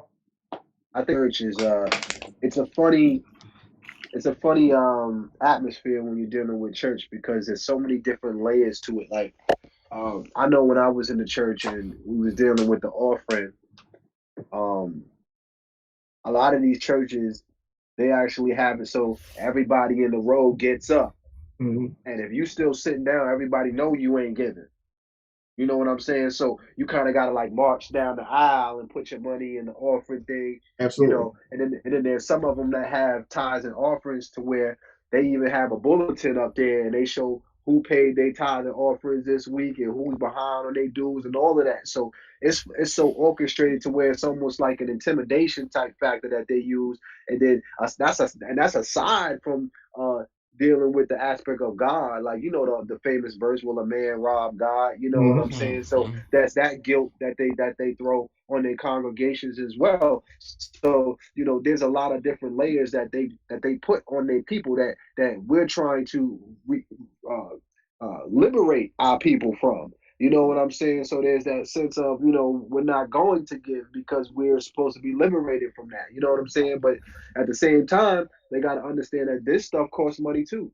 So, and what we do in our production. So it's like with the church, they utilize that God factor heavy, bro. And it's the guilt. Thank you very much, Stephen, for the donation. Is what makes people, the guilt is what ultimately makes everybody give. I don't think everybody gives because they want to give because they just love the Lord that much. I really think that it's because No. I think 90% of the reasons why I can even reach that far is because they have some sort of guilt factor. Either God is going to punish them, a fear of God, not because they love, but a fear that He's going to punish them. I can tell you firsthand that I consider myself a joyful giver, and in my mind, I actually enjoyed giving because I thought God wanted the money, or I actually believed in that crap for a little while. But to be honest with you, man, I didn't have it all the time, and when I didn't have, the tithe, I would give it because I didn't want to be cursed. So you're right. I definitely gave out of guilt or fear. And I want to address something real quick. Someone said, Kevin, you always asking for money, and this is why I don't mess with you no more.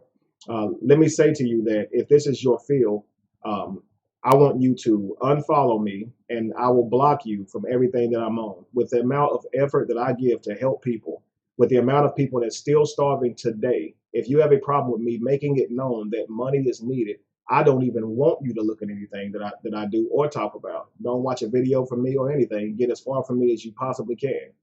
I feel that way about any person who would say I'm money hungry because I care about people.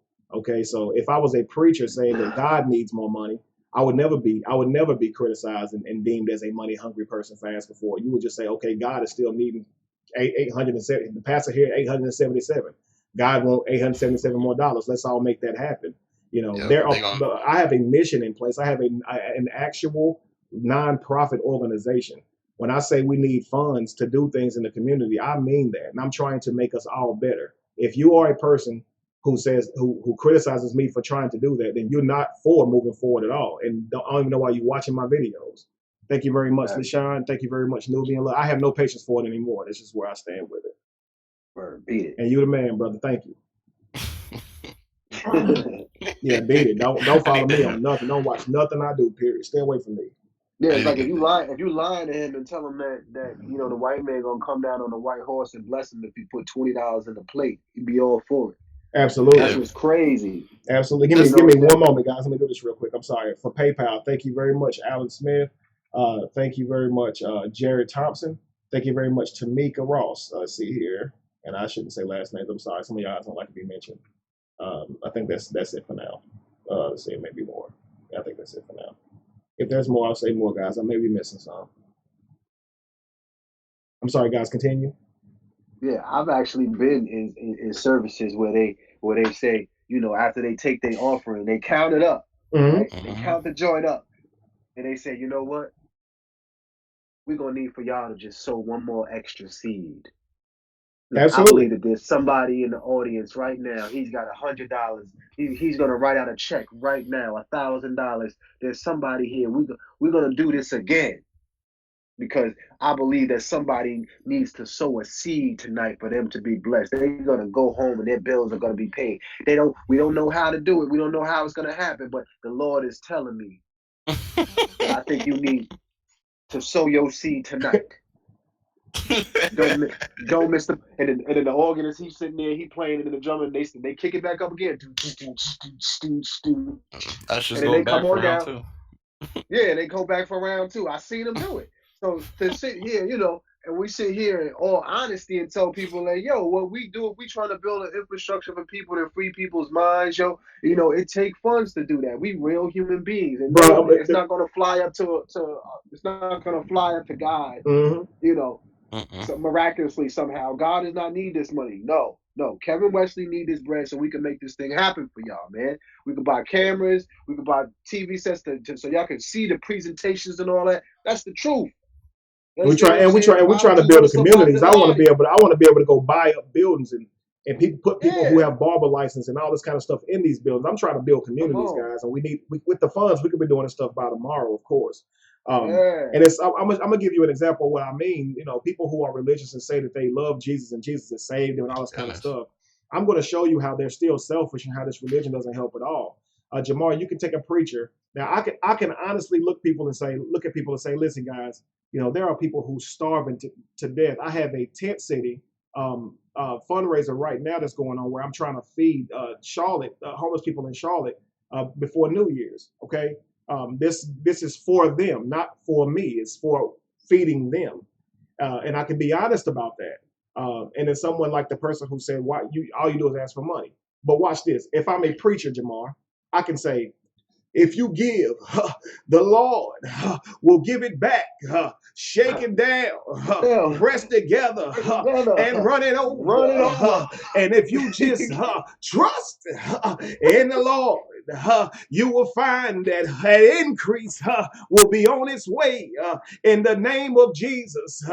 And I swear to God, dude, he gonna get donations. He didn't even mention anybody that was going to be here. He only mentioned that you were going to receive something back. You are selfish, right? Somebody Because gonna you, say, and here's the thing, they even know what they're doing because they don't say that somebody else needs. They don't say, there are people in the community who needs help, and if you give, you would have helped a person who was in need. They don't say that. Nope. They say there's somebody out there with a need, and God is telling you that if you would just let go of what you have, God can multiply it. But you gotta, dude, come. You didn't even say anything about how that money could help anyone. It was solely purposed that it's going to benefit you. You see, and y'all don't hear me. And the organists know exactly how to play. And they know exactly what they're doing, man. But I can be honest, and I'm a con artist. But I'm talking about they'll look at the amount they have. That ain't enough. Pass it around. The Lord told me it was going to be more than that. That's not what He showed me. Now that social pressure. That's not what the Lord showed me. So now the people feel pressured to satisfy the imagination of the preacher. And it's not even really his imagination. It's his social pressure on you to make you give more, and you don't want his assumption over what God showed him to be wrong. So what do? You give more. Fact. Yep. Wow. I've been there, son. I've been in the service and watched everybody else get up in the pew, knowing I got $5 left in my bag of weed, and everybody else is going up there and they going to get their money. And I'm just like, damn, son. Like, really, you about to do it again? I gave him $1 already. Like, that's all I had, bro. Like, damn. Exactly. I felt a certain type of way. You know what I'm saying? I had to get up and get my last. I've been there, son. And it's the thing, you get hit up weekly. Absolutely, Lorenzo. Weekly. We only ask for $2 a month, and you good. That's if you do that, we are good. Like if we did that, like with 1% of our following, we'd be straight. If the goal was hit for the 5,000 patrons at $2 a month, just over that friends list crap, right? Just over simply being a friends list, and that's a benefit to just giving $2 a month or whatever. It's not a benefit to me. It doesn't really matter, but it's something that's pretty cool for somebody to give. You know, a little gift or whatever. But at the same time, if that was given, we wouldn't even have this 10 city thing going on right now. You're talking about 10 grand a month just from $2 patrons, and we could be out here really putting the damage on starvation. Yeah, honestly, you could really be doing some real damage. Absolutely. Yeah, man. Lorenzo said, so 2018 to get your blessings. That's what I was trying to say. Lorenzo said it's 2018. It's $2018 to get your blessing. It's facts. They be on that. Man. And nobody says anything to them. We take shit because people are mad. We ask for $2 a month. People are robbing you every week. You mad at Kevin for asking for $2 a month and telling you exactly where the funds are going to? Absolutely. And y'all stupid. Let's get into a space now where the people is waking up, man. I'm telling you, man, conscious people that's in tune with the knowledge, they waking up and they running up in these churches. I seen a couple of videos of these pastors getting ran up out of their churches, man. People getting radical with it. You can't play with people money no more now. Man, when these people realize listen, I do it the nice way. I promise you, I do it the nice way. I sit here and try to kindly talk about it and make the people understand what's being done to them. But a lot of people don't play like that. When they see that you are the problem with the community by taking up all these funds, absorbing all of these funds that could be used to help the community, and look at what you did with this money. You bought a freaking jet. Yes, I want to come in your church and tell you in front of everybody that you wrong and that you foul. And the problem is, you know, these major places like that do bring in enough funds, Jamar, to purchase jets. And Josh, they never live in the communities that the people who are funding these things drive from. I'm talking about people drive 2 hours to come into the Potter's house. Why are you giving your money to the Potter's house? It's the building is not even in your community. You see what I'm saying? Like even in the Bible, if you're talking about tithe, It was to be taken to a certain place.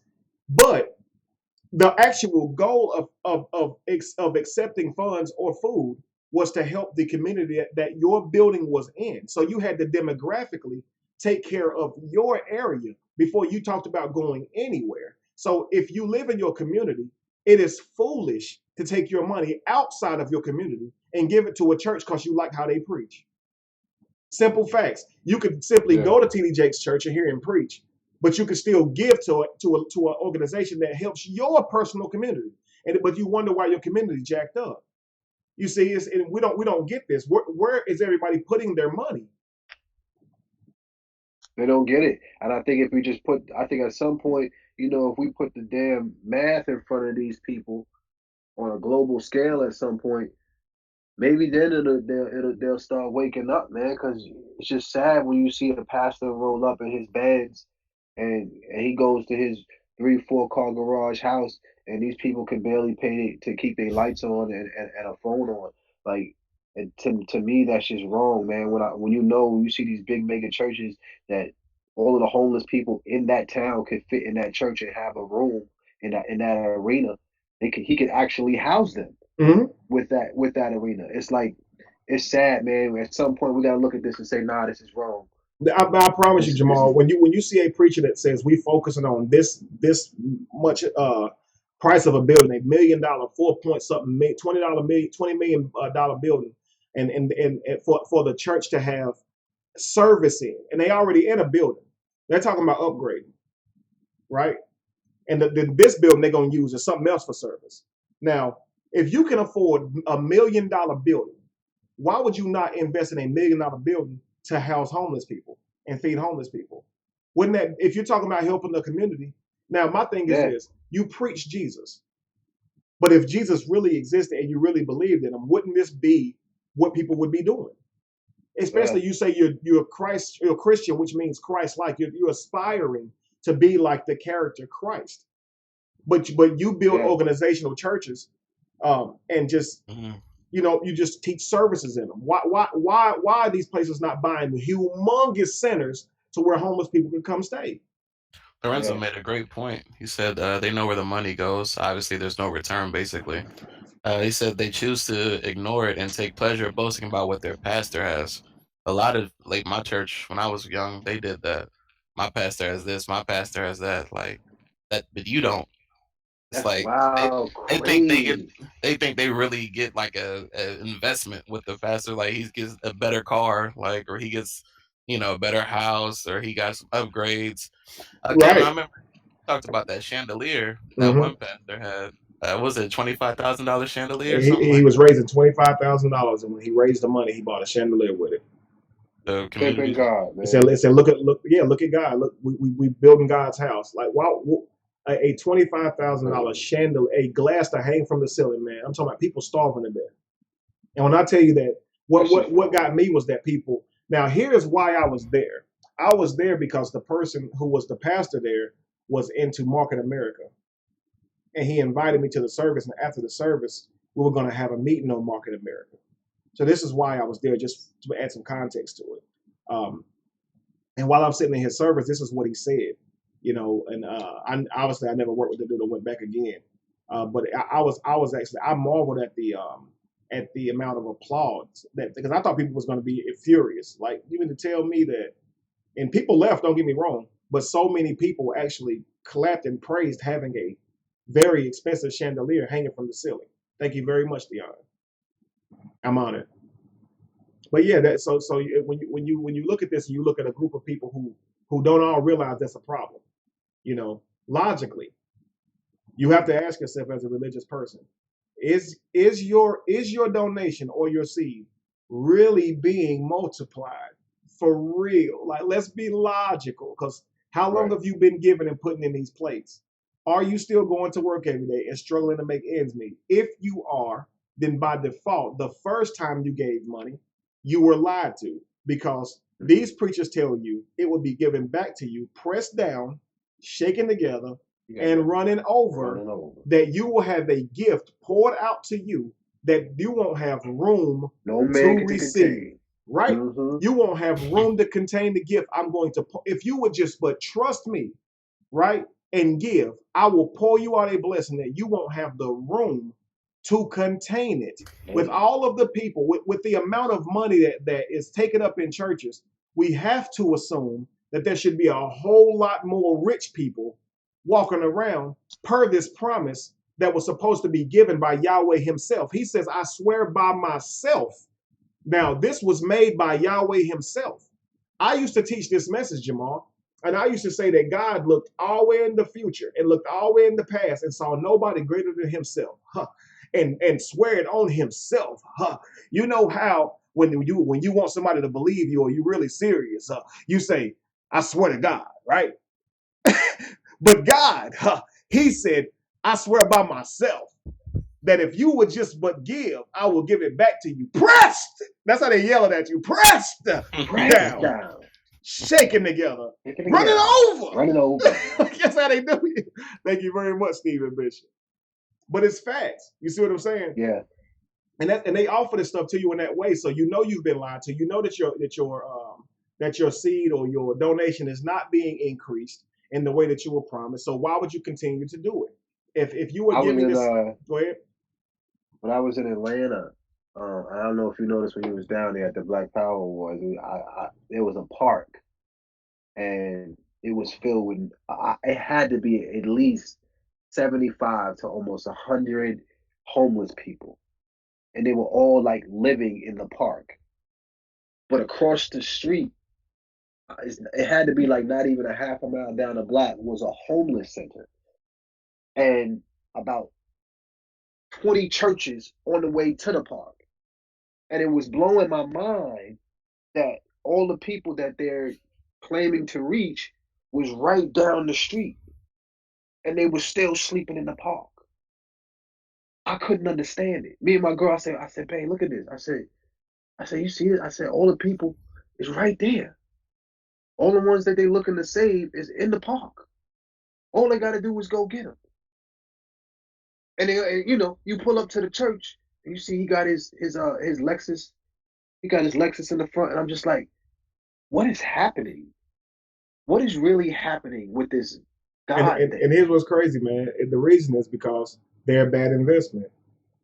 Homeless people are not going to bring more income to you. You want people who have jobs so you can get their tithe. Man, Jamal, if these people really cared, bro, they would be sending church vans by homeless areas like that just to see if they want to come to church. You see what I'm saying? They know that you ain't got no tithe.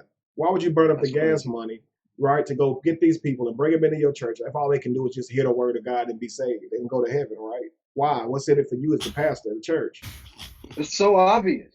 Yeah, it's so obvious. They're blatant with it now. It's like right in front of your face. Mm-hmm. But I believe in these next coming years, in the near future, you're going to see some pretty drastic changes. Thank you, Em. Going on in the religious community, in the church communities.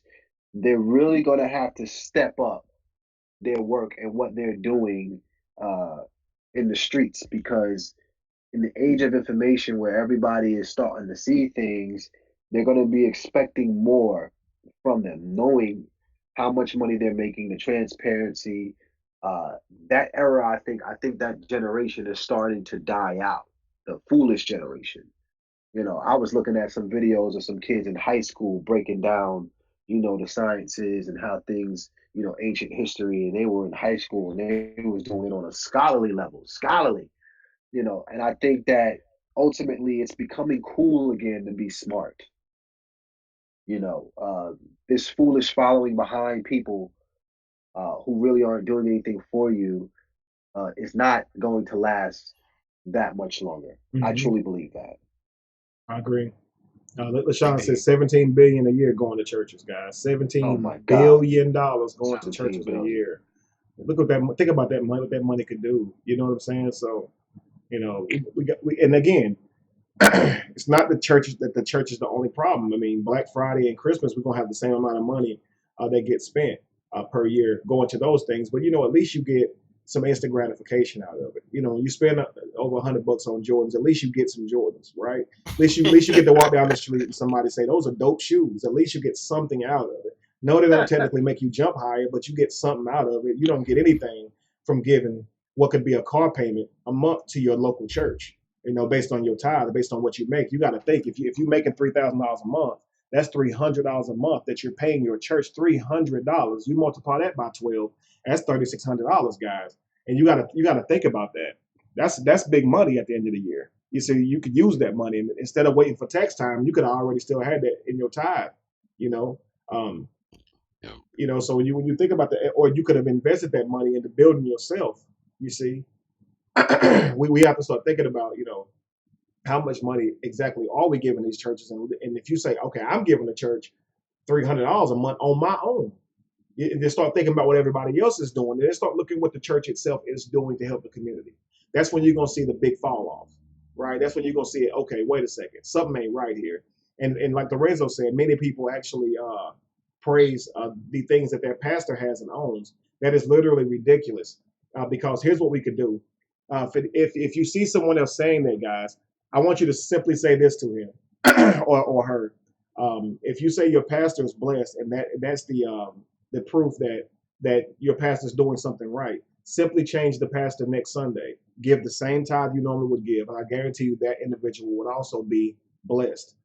It's not because God is blessing him, it's because you're paying tithes every Sunday. That's why he's blessed, and that's why he has what he has. You probably shouldn't praise what he drives, because it's clear on why the man has what he has. Simply, the money ain't coming from heaven. It's not coming in some way that is not typical. It's clear why he has the money. Change the pastor. That pastor would have the same money. If you don't change it, you don't change the donations. Thank you very much, Claudia. Is it crazy to think they don't really think logically about it? They think like he worked on it like outside of their donations. Honestly, they don't think logically. Religion shuts your brain down. So if you were to say a lot of this stuff to a person, they would act with cognitive dissonance. And when I say that, I mean the aggression that goes along with, I can't answer your question because my brain literally hasn't processed it before. So let me get mad at you real quick. Right? Honestly, that's how it works. If you was to ask somebody, do you not understand why your pastor is fortunate? Well, because God is blessing them. So you think it's more so that God is blessing them, and not that y'all bring him money every week. That's not why you think he's blessed. It's because y'all bring him money, or that didn't cross your mind. Now, all of a sudden, they would be definitely offended. Blessed are the feet of the ones who carry the gospel. That's the Bible. Right. Yeah. Blessed are the feet of the ones who carry to preach the gospel. It didn't say the bank accounts. You're supposed to just have like nice feet or something. I don't know. Blessed are the feet. What does that mean? And with that being said, guys, blessed, like just using terms like blessed are the feet are the ones who carry the gospel, and these are terms that your pastor use on you. God, the character, the fictional character who people believe is real. If that character was a real person and actually left literature, and that literature was supposed to compel men to worship it wholeheartedly and accurately, why would it use pseudo poetic words like "I knock at the door of your heart"? What does that mean? Why would a God use this type of language, or even inspire other individuals to use this type of language, as it is colloquial? It does not mean what we say. If you say you're thinking with use your heart, we're not literally saying use the vessel or the organ that pumps blood throughout your entire body. So right. for a book that's supposed to be from God, telling you, I stand at the door of your heart knocking. So now my heart has a door. Mm-hmm. You stand there. You knock on it. All that's messed up. All of that. If you're talking about a way to really teach somebody something, you can't use poetic words, man. You can't stand at the door of my heart, Jesus. I'm sorry. That's just not a fair way to explain something and interpret. Josh and Mark, what were you going to say, Josh? I was going to say, like, the Christians and, like, the apologetics use poetry, too, like, on top of that to defend it. Oh, yeah. Like, the dude said, Like, you're just denying God. He writ his name on your heart or something. Like, his Oh yeah. instructions are on your heart. Like, what are you talking about? They say William Shakespeare had a little bit to do with it, Nick Chambers. They say it was written in William Shakespeare's format. So Actually, like it's the numbers are coded. His name is actually coded in the literature as well. I have to send you that information, man. It's crazy. yeah, But Josh, you're totally right. It happens over and over. There's a scripture that's cited over and over again. That's the same way. I have hidden your word in my heart that I might not sin against thee. You hid it where? If you just or the open your words of chest. God are written on your heart. Written on your heart. How can something be written on your heart? What does this mean, God? What does this mean that I've hidden words in my heart? What? Right. You see what I'm saying? These are things that we even repeat over and over, not realizing it is poetic. It's colloquial. It's not a word that literally means heart. We don't mean that, you know. Like if somebody says your eyes were bigger than your stomach, we understand that nobody actually technically means that your eyes Right. are larger than your stomach because you wanted more food than you were able to eat. We mean that colloquially. So for a guy to use terms like that would really be counterproductive to someone understanding exactly what it means and what it wants. You know, because these things change over the years. You see what I'm saying? Imagine somebody wrote a Bible right now and it was about a glutton. You know, a person who sit down and certain scripture in the new Bible, 2,000 years from now, about a glutton, and it over and over expressed the fact that his eyes were bigger than his stomach. You know, I mean, without you knowing that was a cliche turn of phrase, um, in our era, you may think that that's literal, and you may say this man literally had eyes that were larger than his stomach. You know, no, right. it's a turn of phrase, man, and we have to understand when these things are being used. And the Bible uses turns of phrase. Why would it do that? Especially in understanding that times would change, man. You cannot knock on the door of my heart, bro. No, Yeah. it's too pseudo. I don't even understand what that remotely means because now you're saying a door, knock, stand. None of that makes sense to me. It's less than pseudo. It's absolutely you everywhere. So you mean to be you all over the whole entire universe, and that's still continuing to expand, and also knocking at the a so-called door on my heart. And we have seen several autopsies, and never once have we seen a door on anyone's heart or any words written on anyone's heart. Not once. So the fact that a Bible or a holy book uses this type of information or uses type of language to relay a message, and say it's from a God, a perfect God. No, because that God would understand that these things will be taken and changed. Like I say, the word unicorn. Right. You know, Right. like I say with the word unicorn. Of course, people can say, well, that word means rhino. Well, I think God would understand that we would start calling it rhinos. And now and now the word unicorn is a horse with a one horn that flies, right? And it is often in a lot of assorted colors. So Mhm. a guy would have known that that word would now be misunderstood because the word would change. Right. That's not wise when it comes to giving a strict book, literature wise, that is supposed to compel a certain people into your will. It's not wise. If he actually wanted you to If he understand. actually wanted, and here's Yeah. again, the problem is using literature. Another problem is there was also literature, and you decided to Right. use something that was already being used, and so now your book is just one of the many. And a God would have known that would present a huge problem, as there is nothing. I can't say this without laughing because it's just like you're supposed to be an intelligent being. A God that would do this would know that would be a huge problem, especially when your literature has no more evidence backing it than the other literatures as well. And Facts. and also to ask you to accept that literature based on faith without proof, knowing that there were other books that also ask you to accept that literature on faith without proof. They would have known that would present a major problem. Thank you very much, Tim. If anybody asks you to believe something based on faith, you have to question it. You know that's just ridiculous. You know it doesn't work that way. It just doesn't. And you need proof. You need factual evidence to be able to state claims and ask somebody to believe in something. Um, and if I can, let me try to get back to the topic as quickly as we can, because I want people to understand that this show is not about donations and things like that. It's about what's keeping us from moving forward or what's causing division. The first topic of discussion was of course, the shade of a person and how we attach negative stigmas and attributes to a person's skin color. The next one was a person's texture of hair and how we attach certain attitudes and classes or whatever to a person's hair color. The next, of course, was donations and talking about how we need to learn that money is required to move forward because we are at the bottom of the totem pole when it comes to economic stability, okay, or economic power, if you will. And you're right, Deidre Scott. Deidre Scott said, question everything.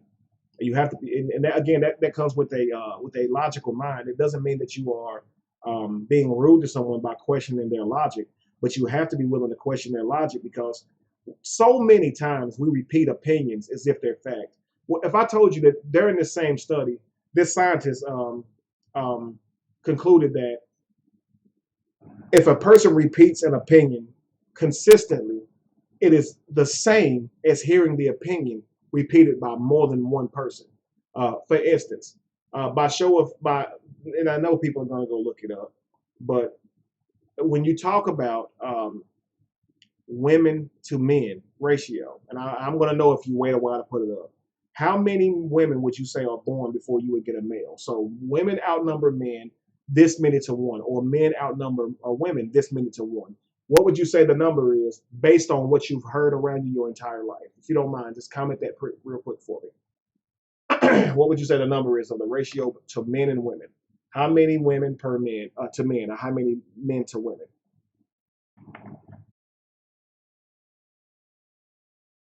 Need Jeopardy music. Absolutely, Lorenzo, you're right. We have to look forward. We have to stop looking at the why, but progressively look forward to higher mental thoughts and actions. Absolutely, we understand why. We understand why we do it, why we carry out a lot of the things that we do, because we were taught it during slavery. Our parents taught it to us, so forth and so on. But if we don't stop doing it, like Lorenzo was saying, and move towards a better way, you're going to recreate and reteach it to your children by default. Okay. Byron said 5-1. Now, please tell me what that means. 5-1 girls, meaning girls are predominant, or 8-1. And Deidre said 7, so I imagine that's 7-1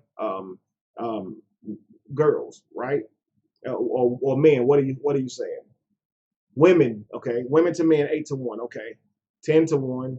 Again, guys, just make sure you clarify if it's male. 1 out of 5 is a male, okay.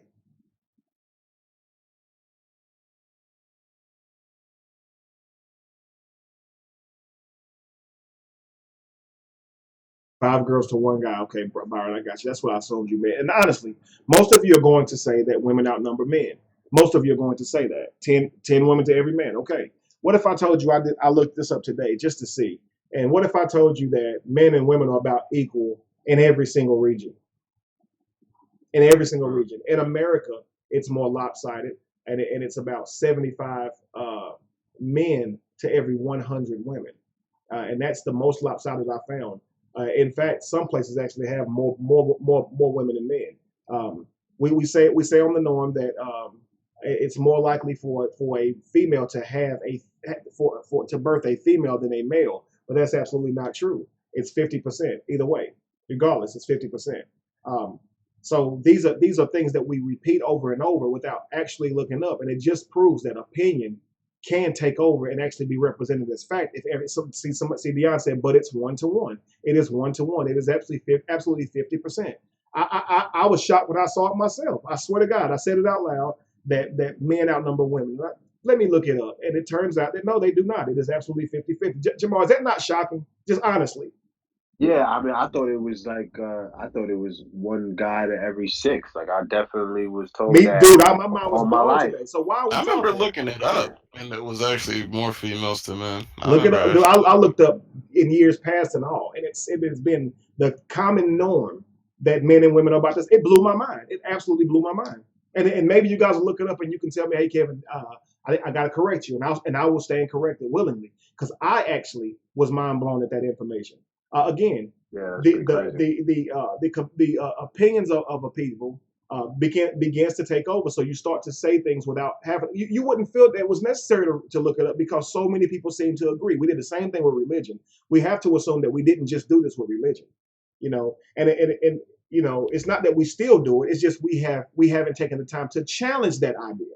And when you actually challenge that idea, so again, so more accurately, there are 101.8 men to 100 women. So not even two men outnumber. But you see this, men outnumber women by 1.8 out of 100. You see what I'm saying? So men actually outnumber women, and this is not something that we're taught at all. At all. The question is, why is it so often said that we outnumber? And I'm only saying this as an example, guys. We inherit these opinions as fact because we don't choose to challenge them. That's like I think it was Scott Deidre that said that question everything. This is why I say question everything. It blew my mind to find that out today. That we don't that women don't outnumber men. So what does that mean now? I mean, I don't know if we've developed some type of way of thinking because of that, but if there had been a way of thinking associated with because there's more men than women or women than men that we should be living a certain way, now we'd have to readdress that issue, all because it's not a factual basis to live off of. You see, and we have to be willing to look at these things. Now, in learning this, it should not cause you to be more offended. It shouldn't cause you to feel like, well, dang, that's a problem because you still here, everything's still the same, even though something that you always thought is not the way it was. It actually absolutely does not change anything in your daily life. It doesn't. But we need to take that information and say, wait a second, if I can be given that information and I accept that information on fact, what else have I done that with? We all can stand here and say, yes, we believe that and repeated it even, so we contributed to the falsified information that was put out there, not even knowing it because we didn't research it. So we got to do better. We have to make sure that we are not, taking things that are not factual and representing those things in a factual way. Being pseudo. Again, pseudo, absolutely. Yeah, especially in this day and age, there's really no excuses for it now. Like the doors are open, but it's like we've been programmed now so efficiently because even now, when you just said that, it's like, yo, I got to catch myself because something like that, I automatically thought, yeah, 1 out of 6, there's no way. Hey, me too. You know I did too, so, Jamal. Like, I appreciate your honesty, bro. Instead of saying I already knew, like, please be honest. Yeah. Like, you know what I'm saying? I can't stand that. Like one thing that I learned is, the man who feels like he knows everything knows nothing at Absolutely. all. Those are the dumbest people ever. You know what I'm saying? Like, you always want to be a student to knowledge and student to the universe and something like that. I mean, that's a statistic that can change at any given time. Even the fact that you said it now, that could change tomorrow for all we know. That's something that always should be fluctuating when you think about it. But, for us to think that for so long, it just goes to show, where did we get that statistic from? I never took a course in it. Why do we all say the same number between 6 and 8? Like we all felt like the same thing. I said 1 out of 6 when I looked it up. I said it out loud, 1 out of 6. So let me look it up real quick. And actually, where did it come from? Where did that come from? You got to think about these things. Right. And what's the agenda behind the falsified information? Why say that? Yeah. What like has there been a veil that's been lifted up that we now, like really we got to look at the consciousness of human beings and really try to pinpoint what has happened, because it's like we've all been traveling down a yellow brick road and all of a sudden we just peel back the curtain of Oz and just figured everything out all of a sudden. If some of us were dealing with Christianity for decades, why all of a sudden now we all just came on the same page? Like I think about stuff like that. There's a bigger thing here that's kind of nervous. Well, again, like looking at those, I was telling people earlier, not saying that these letters or documents are factual, but I was going to play some of the Willie Lynch letters, and it starts off by saying put the male against the female. Of course, after age, it use age is only because it begins with A, but it also says, of course, put the male against the female, and so of course we're gonna kind of segue into that. We talked about shade, we talked about texture of hair. Okay, we talked about people understanding donating and things of that nature, and understanding why money is needed to actually progress the communities. So let's talk about now again, male to female. So is there a war, Jamar? Would you say that there is a war psychologically between the male and the female right now? Oh yeah, absolutely, absolutely. And I think I don't even think it's something that we can say is right now. It's something that's been going on forever, since the beginning. You know, there's always been a a tiff between who should be in control, who's more important, you know, um, and I think that's ultimately why we're in the position that we're in first and foremost. I think the first wars that were happening between man and mankind were gender wars. Mm-hmm. Before race, it was a gender war going on. And you can see this when you deal with Shiva, when you deal with Hindu culture. You find this in ancient cultures where you find where the woman was the first deity and she had the heads of men wrapped around her belt. She would cut their heads off and put them in a belt. Um, so this has been going on for a long time. This is nothing new, and I think the government that we have plays on this uh, as a means for their survival. Mm-hmm. Um, but for and even for consumerism. You know what kind of products they're gonna, how they're gonna sell their products. You know, over sexualizing uh, movies, commercials, um, all of this uh, ties into the gender wars as to how a woman is supposed to act, how a man is supposed to act, how they're supposed to act when they're together, who's in control, who runs the world. It's a man's world, you know, as they say, or you know, what they say for the women. I know they say, what was the one they said for the women? I can't remember. It escapes me. But I know you should say that. Oh, what was it? Girls. Dang, I can't remember. I can't remember. But in any case, they're trying to program us to pit one of us to pit us against one another, and it's always been like that. It's been like that for a long time, and I think that's even more. Honestly, I think that's worse than race. Mm-hmm. I think that's worse than race because that transcends all cultures. It is, we don't talk about it at all, or at least enough, I should say.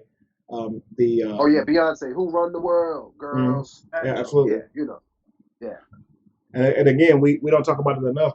The way that women are being held down on a norm. You know, right, so many men now classifying themselves as feminists simply because they see what's happening to women, or now actually can actually look at it and see, now wait a second, you know, you guys are being definitely mistreated. I mean, you have to think about it in a world where black people had not been long released as slaves. They were given the right to vote before white women were.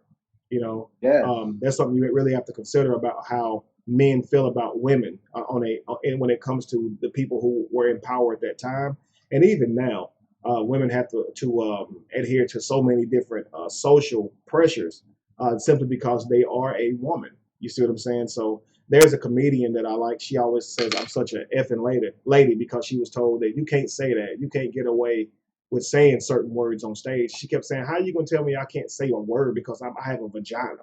Like that's stupid." right, So she just started saying, "I'm such a effing lady," like because she that made her feel empowered. You know, you got to tell me right, that I'm a woman, so I got a dirty mouth. yeah, What? You know, and we say this all the time. I can't stand to hear one with a dirty mouth. But what you're saying is you can't stand to hear a woman use words that you were taught were cuss words. And most of us understand now that those are not cuss words. They're just words that you were taught, but you would still say, I can't stand a woman with a potty mouth. They're words that were created by men and told you, and you were told that they were bad, and you operating by it. That's just as bad as religion. You know, right, if you operating and calling your God by name in a book, and also the words that you say are bad, come from something that you were taught, you still operating by what you were taught. You see what I'm saying? It's just as bad. It's religare. It holds your mind back. You know. So when you're dealing with how women are treated, that's something that 100% has to be addressed. And um, I asked, was there a war or seemingly a war between the male and the female? And you answered yes. I 100% agree. The question is why? Why would a man feel in competition with a female? Why? There would never be a need for a man to be in competition with a female. Only unity. But we live in a world where women a lot of times are they actually intimidate men simply because they make more paper than them, currency than them. That can be intimidating. A man will tell a woman a lot of times, you too, you got too much mouth. You see what I'm saying, so to speak, in terms of because you have a vagina, you can't speak your mind or anything like that. Why are these things used on people, and why are they accepted for that matter? Because and I'm going to venture to say, if I can answer my own question, because it's socially normal. Yeah. Again, you have to understand something. If you're dealing with people who don't know that they're slaves, and like we talked about last week, Harriet Tubman said, "I could have freed 1,000 more slaves. I freed 1,000. I could have freed 1,000 more if they knew they were slaves." A lot of women don't even know that they're being treated this way. When you're told as a child, if you put your hands down by your side and your thighs, if your fingertips are too long, then your dress is too short. Not because the dress is too short for the engagement or for the actual for coming to school and going to class. We attach a character to your dress being short, right? If your dress is a certain length, then you are hoe, right? Or you're promiscuous, or trying to be seen, or dressing seductive. And again, we attach characteristics to it. You see, and we do this stuff on the norm. And so we're born down the end of our time, guys. But my next topic is going to be, because we 100% know that there is definitely a wall between male and female. But I want to kind of get through it, and we can touch on some of this stuff again next week, because I really want to go through a lot of this stuff. It's very important that we have to move forward. Is again how someone dresses. We attach a character to how someone dresses. So how short does your skirt have to be a hoe? How tight does your pants have to be a hoe? How tight does your jeans have to be as a male to be gay? How skinny do they have to be that now you are feminine because your jeans fit a certain way? I want to know, because I know that there are rules to this stuff. And before you wear your jeans, if you're a man, you have to do the pinch test to make sure you got room, because if you don't, you gay that day. So we have to make sure we understand these things. So if you guys don't mind, enlighten me. So what, Josh? Did you see that news report about that the news anchor? She was curvy. Absolutely. Yeah, and they basically, she handled it very well. But basically, she kind of told him off like, "This is this is how I am. I'm built this way, and I'm still gonna do my job. And if you don't like it, it's too damn bad." So Absolutely. she handled it like a boss. But yeah, just her figure. They had a problem with her figure just because she was gonna be a news anchor. So yeah. You're absolutely right, and it's Yeah, funny she's because drawing a you can lot of attention. right, and you can take Yeah. somebody else in the same exact dress, brand and everything, and it won't be a problem simply because she doesn't have the curves. Why does one person have to feel bad for having a body? Why does the other person have to feel bad? Why do you have to feel bad for being in shape or whatever? You know what I'm saying? Like, it's the same dress, but it's Yeah, a obviously lot of it's that just was started by the religions, you know, absolutely. Yep. to buying the women. You know, the women used to run the world, man. They really did. They were the oracles. They were the ones that taught men how to eat. They were the ones. Anytime you watch a movie about an ancient culture, you're going to see anytime that they needed guidance, they would go to an oracle, and that oracle was always the woman. It was divine feminine energy, um, because she was the nurturer. She was the one who could.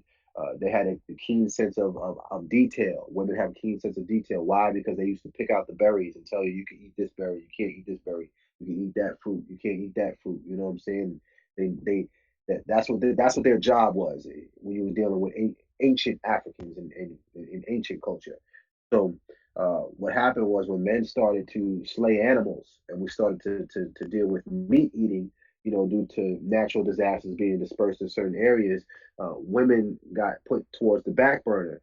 And that's where you get these secret societies being made of all men, these secret cultural societies where the woman is no longer the forefront of the home anymore. Now it's the man going out and slaying animals. And in turn, the animals started slaying one another and all of that too. Animals used to eat nothing but fruit. They weren't always savage carnivores like they were. They learned that from us. So when we're the top of the food chain. So whatever we do, they're gonna adjust and see fit to how we move. So once we did that, that's when women started being on the back burner. That's when you start seeing the different cultural wars, because you got some of them that live in the northern Africa, some that live in southern Africa, and there's all different cultures. Now they blended with one another, and there's differences in lifestyle, which ultimately leads to a religion, and culture. So that's how this thing all started. That was the first war. Is Mm-hmm. who's going to be in control, depending where we live, how we're going to. It's all a means of survival at the end of the day. But then that translated over to secret societies and religion. So it's so many layers to this. That's really opening up Pandora's box when you're dealing with gender. Absolutely. And just to speak to that video or to the lady who had a beautiful shape, but who was also treated badly for it. Not all of it was because they were trying to make her feel like a whore. You have to consider this. A lot of women, when they see this woman's shape, they're going to instantly act out of their microaggressions. My husband gonna be looking at her, whatever things they're gonna have. But at the end of the day, you still have to understand these are your microaggressions. These are things that you're dealing with in your mental paradigm, and that woman should not have to pay for how you feel, how you experience her. Thank you very much, Riri High. They shouldn't have to pay for how you experience her. If someone, when I worked at this place and I was in sales, and this was not the job I worked. They got terminated from recently, or last year. It was several years ago. But at the time I worked there, I was in really good shape, Jamal. I used to lift weights and be just like really muscular. But what they would say about me at work was that they felt intimidated by me. They would always say they felt intimidated by me. But there was a guy there that was a white guy who I'm 6 foot even. The guy who was there was 6'4". Okay, he worked out with me. He was larger in size than I was, but they were not intimidated by him. Why are you intimidated by me? You see, and I had to talk extra nice and walk on eggshells so I didn't upset their paradigm. You see, there was somebody who took a sale from me, and I had a conversation with him about taking my sale because he told the customer that he was going to put it in my name, and instead he put it in his name. Now I was at lunch, and he told me that he would take care of the customer for me. I asked him to, but he was going to take my sale, and the one sale paid like $500. So obviously I'm heated because now this sale is in his name. I'm hoping my manager makes him give it back because he lied to the customer.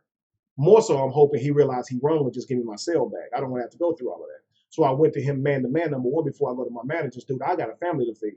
I've been working with them people for like 3-4 weeks, man. They done came in here 4 or 5 times. All you did was type it up. They knew what they wanted. You was within 5 minutes, man. Get my sale back. Obviously, I was upset because he tried to lie in that, like, he never told me that he was going to work with them people for me. And I'm like, dude, I just gave you that card and told you everything. I told them to ask for you. See what I'm saying? Right. So obviously my voice raised, but everybody around said I was intimidated. I never threatened to hurt him. They said I looked like I was about to punch him. I was across the room from him. I never walked up on him because I knew I knew if I walked closer to him, people would feel that way. I actually stayed my distance. I was about 12 feet from him and kept that distance. But I was now violent. Now the guy who was considered white, the guy who was white, he told a guy that he would take him outside and turn him upside and dump him in a trash can after an argument about a sale. I've never made a threat to anybody, but he wasn't looked at as violent at all. I was. Right. Now, here's the thing.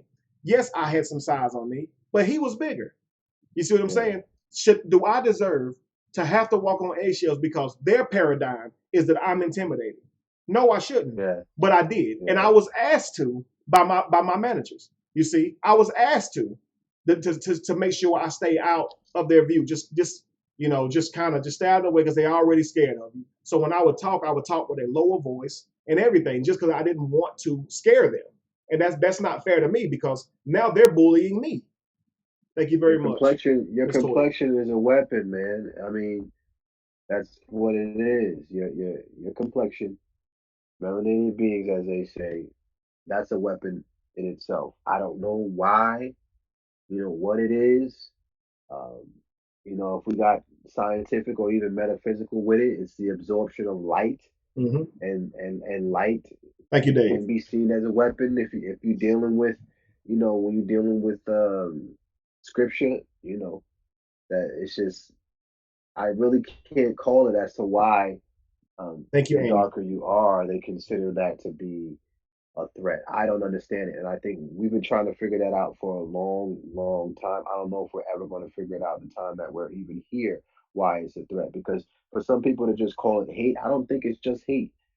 I think there's something else that just makes dark-skinned people seem more intimidating to other people? Is it programming? It's programming, I don't bro. know. It's gotta I be. don't know because I've seen it with I've seen it with dark people feel the same way about their own complexion Well, when they again, see though, people that look just like them. but see, programming works against the mind. So, like with Yeah, a dark skinned person, logically, you would think they would look at it and say, well, dark skinned people can't be violent because I'm dark skinned. I know I'm not like that, but that's just not how the brain works. The brain will yeah, make you feel like that's a fact, regardless of how you look. You see, and yeah, honestly, you would try to portray that as a dark skinned dude. You ain't no way you about to let some light skinned dude beat you down because in your dumb mind, you think that somehow because you got a darker skin color, you're supposed to be able to beat that dude up. That's stupid. right. The dude could probably wear Crazy. you up simply because wear you out simply because you're thinking crazy stuff. You see what I'm saying? Right. And again, it's pseudo and it has no factual backing. But I think that everything, or most things for that matter, is going to go back to programming because I don't think, Jamal, that we would carry this out on our own. And if we would not, it is programming. If you would not walk, if you were on some other planet and the aliens were all green, you would not immediately associate darker green with being violent and lighter green with being feminine. You wouldn't automatically Right. do that. So Right. it has to be programming because this is not something that we learn on our own. It's something that we picked up and still project out into this world. So I would say if it's a multiple choice question, I'm going to choose programming. It is I Yeah. would say it's I, 100% programming. I'm trying to figure out because like I was always really good at figuring out like the source of stuff, especially when it comes to me. Like I was good at stepping outside the box and figuring out how I think, and I'm trying to figure out exactly how I ended up that way thinking like that. Like where, what part? Like is it TV? Is it what is it? Is it the movies? Is it So I was music? just about to say it's TV. It's Videos? definitely TV, music, everything you put in your system. To say Yeah. okay, like when you eat food, the nutrition to it and the poison to it, it's all going to go to your brain. Your brain is going to absorb every bit of it. It's not just going to absorb the nutrients and say, I don't need the poison. It's going to take all of it in. That's why you got to be careful about what you put in your body. This works the same way with sound waves, okay, and images. You have to go on a diet to make sure you be careful what you're watching and what you showing your children and what you letting go into their ears. So yeah, man, if you if a person does not have to say black people by shade are more violent the darker they get. They don't have to say that. If they show you the image and all the gangster dudes are dark skinned, then you're going to get that image anyway. If they show you Yeah. an image of someone who's supposed to be pretty and their image is light skinned and it's consistently over and over, you're going to eventually assume that you have to be light skinned. And this is not something that is just done with shade, Jamal. This is done with body size too. You see, so when you see magazines that typically show models and supermodels and things of that nature, people who are supposed to be attractive, they typically use a male who has a six pack. You see what I'm saying, or whatever. They use a woman who is in really good shape. If it's a male who does not have a six pack, I guarantee you he's not a model by job. He is Yeah. a celebrity who does something else who they chose to use on a what's his name. If Rick Ross was not famous for rapping in his craft, they would never use him with his shirt off in a magazine. There would be no need for that Right. because it doesn't sell. You see what I'm saying? Right. It's simply because they created it. Um, but why is that? Is that necessarily the bar of attraction is to have abs or to have a slim waistline if you're a woman? No, but we have treated each other by this standard simply because we've been programmed as well. How many women now go and get augmentations and things like that on their body to be accepted, or not? Even if it's not to be accepted, to be the epitome of what we call attractive. Again, it's their body and they have the right to do so. But we're talking about the catalyst of what makes them do it. It has to be that they somehow believe that if they change their body in some way, that they would be more accepted, and they would be right in assuming so. As when you look at the world and a woman with a certain shape, how many more likes and shares she'll get, or attention she'll get than a person who doesn't seem to have that exact shape. So it's fair that a woman would say, I need more of a butt. I need my butt bigger. It's fair, but it doesn't add to your value of your person, like I said earlier, the same way as a compliment does. Thank you very much, Elias. And this is getting Yeah. into just how a person is shaped. Again, you can see a man who who's in great shape, and they'll say he's a strong black brother if he dark skinned, African black brother. You see what I'm saying? But if he light skinned, you wouldn't say it in that exact same way. And again, like I said, there's some type of deep subconscious hate, or even if it's not hate, we're still carrying it out, and it works the same as hate because it ends up in us not working with each other, you know. Yeah. And that is the catalyst to our detriment, not unifying. If you say it's definitely something we got to fix it. Absolutely, we cannot re-solidify ourselves economically in this world unless we unify, y'all. It's no way possible. We have to come together. And so I'm sitting here thinking about it. You know, how can we unify? Well, number one, we have to drop these stigmas that we apply to each other. This is what we were taught to do. On this song that I have, okay, there we go. She said, the moderator said the rapture, the video, the rapture. On the beginning of that video, the rapture, it says, "You think you just people." I get it. You don't think you black yet. You think you just people. Well, let me tell you something. You are all black, right? He's telling them you don't know you black yet, because y'all don't classify each other by color. You don't know how to see that. But let me tell you, the place you're being taken to, oh, you black, and they're gonna treat you a certain way because of it. Oh, you black. Trust me. That's the whole meaning of that statement. You don't know you black yet. And again, we have to go back to a point to where you don't know you black. You don't know that other person's black. You don't know that they're dark skinned. You don't know they're light skinned. You don't know that their hair is long or straight or tall and trying to touch the sun, as we call it, defying gravity or whatever. None of these things, guys, add to your value on your person. Again, they may mentally stimulate you or make you feel empowered, but we're talking about actually having tangible growth in economics of people who classify themselves as being black. Jamal, before we end, I asked a question the other day on Facebook. Is it possible to grow past being proud of your ethnicity and begin to work on something that we can all actually be proud of? Okay. If I were to ask you, Jamar, are you proud to be black?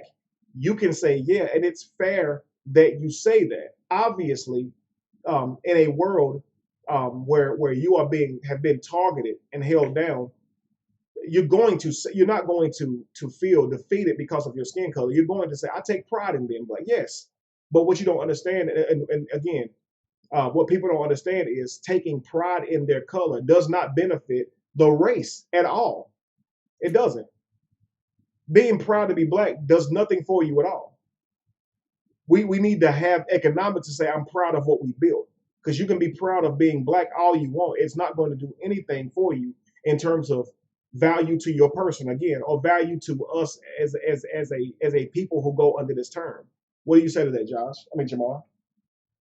Yeah, I mean, if we're dealing in terms of complexion, that's not really going to do anything for you, as far as in terms of complexion. Unless, like you said, unless you've done something with that. Thank you, Tracy.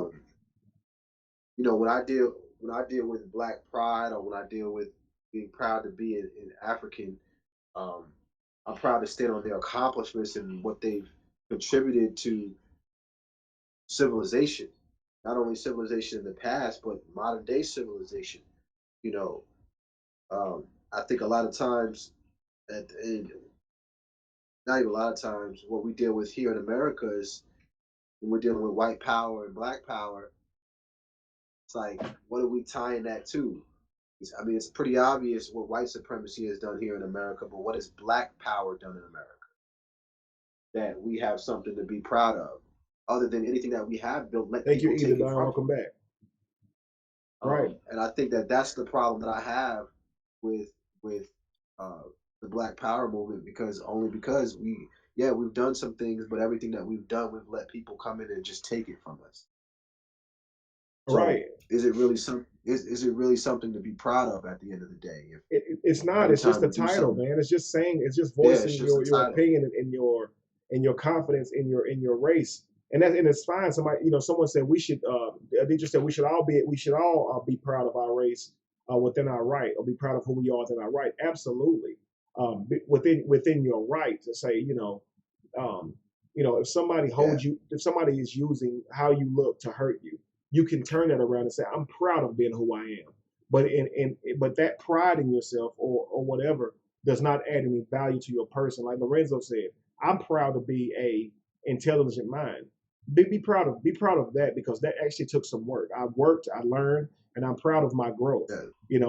If before I be proud of being a black man, I would be proud of something that we built to change this world. Because me being black, or classifying myself, or being proud even of classifying myself as that, is not going to do anything to benefit my community, guys, and it wouldn't do anything to benefit yours either. So what I'm saying is, the pride is unnecessary.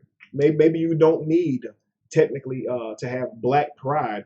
Maybe you need to, if you built something that you could equally be proud of, that is something tangible, and many people can see that and grow from that and say, look at what they built. Maybe I can do it too. But nobody's going to look and say, well, they're proud of being black. Maybe I should be proud of being black too. And then that in turn is going to yield a better world in terms of economics for black people. It doesn't work that way. Right. It's like telling I a whole agree. bunch of students that they getting an A on the first day of class. That's crazy. You gotta work for that A. Be proud of that. You see what I'm Do saying? you do you think we like victimhood, like the black community? I think I on a think subconscious we have level been we do. so yeah we have been so used to being victims. We don't understand how to not be one, so to speak. I don't think we enjoy being victims, um, but I do believe that Well, I we, mean, we, we like classify everything that we experience to being a victim, when you don't realize that everything that we experience today is not due to being a victim. We like victimize ourselves. the underdogs. Like we think we like did some cool shit to be like the underdogs, I guess maybe. Or the I wouldn't put it past a lot of people's thoughts. Yeah, I think collectively that the African American race has bought into it. They bought into it being the underdog, and even the consumerism that ties into it, the entertainment that's tied into it, the social status that ties into it. I think that Africans here in America have definitely bought into that. It's cool to be the underdog. yeah, it's sad. I think that's just I'd see. I guess with Yeah, working with Kevin, just behind the scenes, is just looking things from like a broad perspective. It just seems like we don't really want to do anything like with you know, what we're trying to bring awareness to as a whole, as a collective. Obviously, we have people that do support us every because weekly or there's a monthly, lot more whatever. energy. But There's a lot more energy being put into complaining about it than actually doing work to get out of it. right, exactly. It's It's a just clear indication right there. Mhm. it just boggles my mind to see it because it's like I Yeah. see it. I saw it in religion early. I'm like, all right, well, and now you're part of the quote unquote conscious quote unquote whatever community. You still see the same thing to just a different extent. And Right. you definitely see Like, it in man, religion, because people will use their their stature economically to say that this is why God is blessing them. That God will use that what the enemy has stored up and give it to you. The last shall be first. You see, so it's like this is a benefit to being last, because you know that the last is going to be first. So we are held down by our people because we're chosen, and God is testing us. You see, so it's almost like endorsed that you be content with your lack. And in the Bible even endorses it, that you find a way to be content and not want more. You should learn to be content, man, and not want. The Lord is my shepherd; I shall not what want. I shall mm, not want. I shall not want for anything. I should be content with what I have. And this is all um, medicine, if you will, or tranquilizer to be stagnant. We need you to be stagnant, and we rather you live off of pseudo pep rally type quotes than actually change your situation and your life economically for your children and those who are coming after you. You know, Obviously the goal should be focused on actually building something tangible, but we would rather build our egos for sake of healing our insecurities. And I understand it, but what happens with that is you begin to feel good about yourself, but the community of people that look like you still suffer, and we have to understand that though these type of support mechanisms that we use to to validate one another shouldn't be taken in terms of classifying your identity with it. It's okay to be told that you're black and you're beautiful. It is okay that your hair stands up and someone tells you that that is beautiful. That's okay. But don't let it add to the value of your person, as that means that someone else is less than you because their hair isn't quite as curly as yours, or their skin color isn't quite as dark as yours. We're going to recreate the same problem. You see, and I hate to say the word recreate more than I say continue to carry out. But that's essentially what we're doing. We're recreating the problem by teaching it to our children. And you don't teach your children to do this. You don't sit down and say, if he dark skinned, he this way. If they're light skinned, they're this way. You don't. But they learn it from you by watching how you act, by watching how you live. And that's what we got to watch. That's why I said we need to take a conscious effort to evolve on that, to make sure that we don't use these things that are not factually based at all, and use these things to judge one another. And if we can begin to do that, I promise you, we can find ourselves becoming one step closer to unifying as a culture of people, or a ethnicity of people, if you want to go there. As a group, we can identify that with the actual problem, from removing all the things that are not necessary out of the way. It is not necessary to assume that you are a certain way based on your skin color or your height or your weight or anything for that matter like that. We all should focus on the actual problems at hand, which is we are at the bottom socially, economically. Okay, we are. If we need to focus on that crap, the rest is not relevant right now. You see, but the problem is we can't see the daggum forest for the trees. And how do we do it? How do we? If you could offer a suggestion before we got off, Jamal, how would you suggest that we begin to to work with each other? Because I'm not saying that we all walk away from this conversation today and say, you know what, Kevin got a point. I'm going to make it I'm going to make more of an effort to not judge people. I'm saying, how do we make an effort to build, to get off of this, to when we log off tonight, the weeks moving forward, we say, how do we make a conscious effort to try and build our communities? Do we set up public meetings where we talk about things that we can do? Like, you can't just continue to say over and over, I want my community to build, but nobody makes a public effort in their own personal community to do these things. We have to start making an effort, even if it's just the people who we have like minds with online. We have to do something in order to counter this shade deal, right? Yeah, I think ultimately it's going to come down to finding what we have in common, more so than looking at our differences. Try and focus on what we can agree on as a people, and attack one common problem at a time. I think that just saying that we're trying to liberate ourselves, or we're trying to deal with, black, the black plight, is too broad of a statement. We need to figure out one strategy for one problem all at the same time, and move in unison to attack that problem and to fix it, and then move on to the next problem, and then move on to the next problem. I think we're doing too much without enough resources, so we're you're right. exerting And I think expanding our resources. Right. We forget we actually forsake the mental resources, and move straight to tangible resources. Like, if a community is lacking when it comes to economics, we think that money should be funneled in. No, maybe knowledge and the lack of how to use your money, to build your community so you don't end up in that situation. That's more of what's needed. Because if you just, begin to,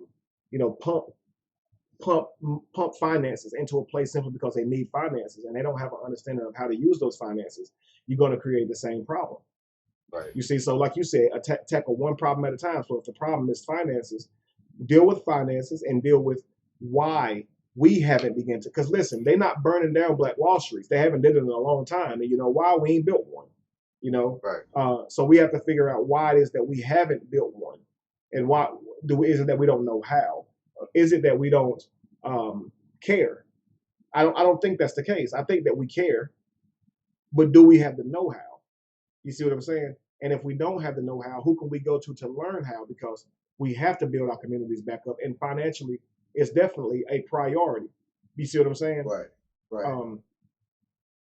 So I think that we should make more, I guess, more conscious efforts to come together. I'm talking about.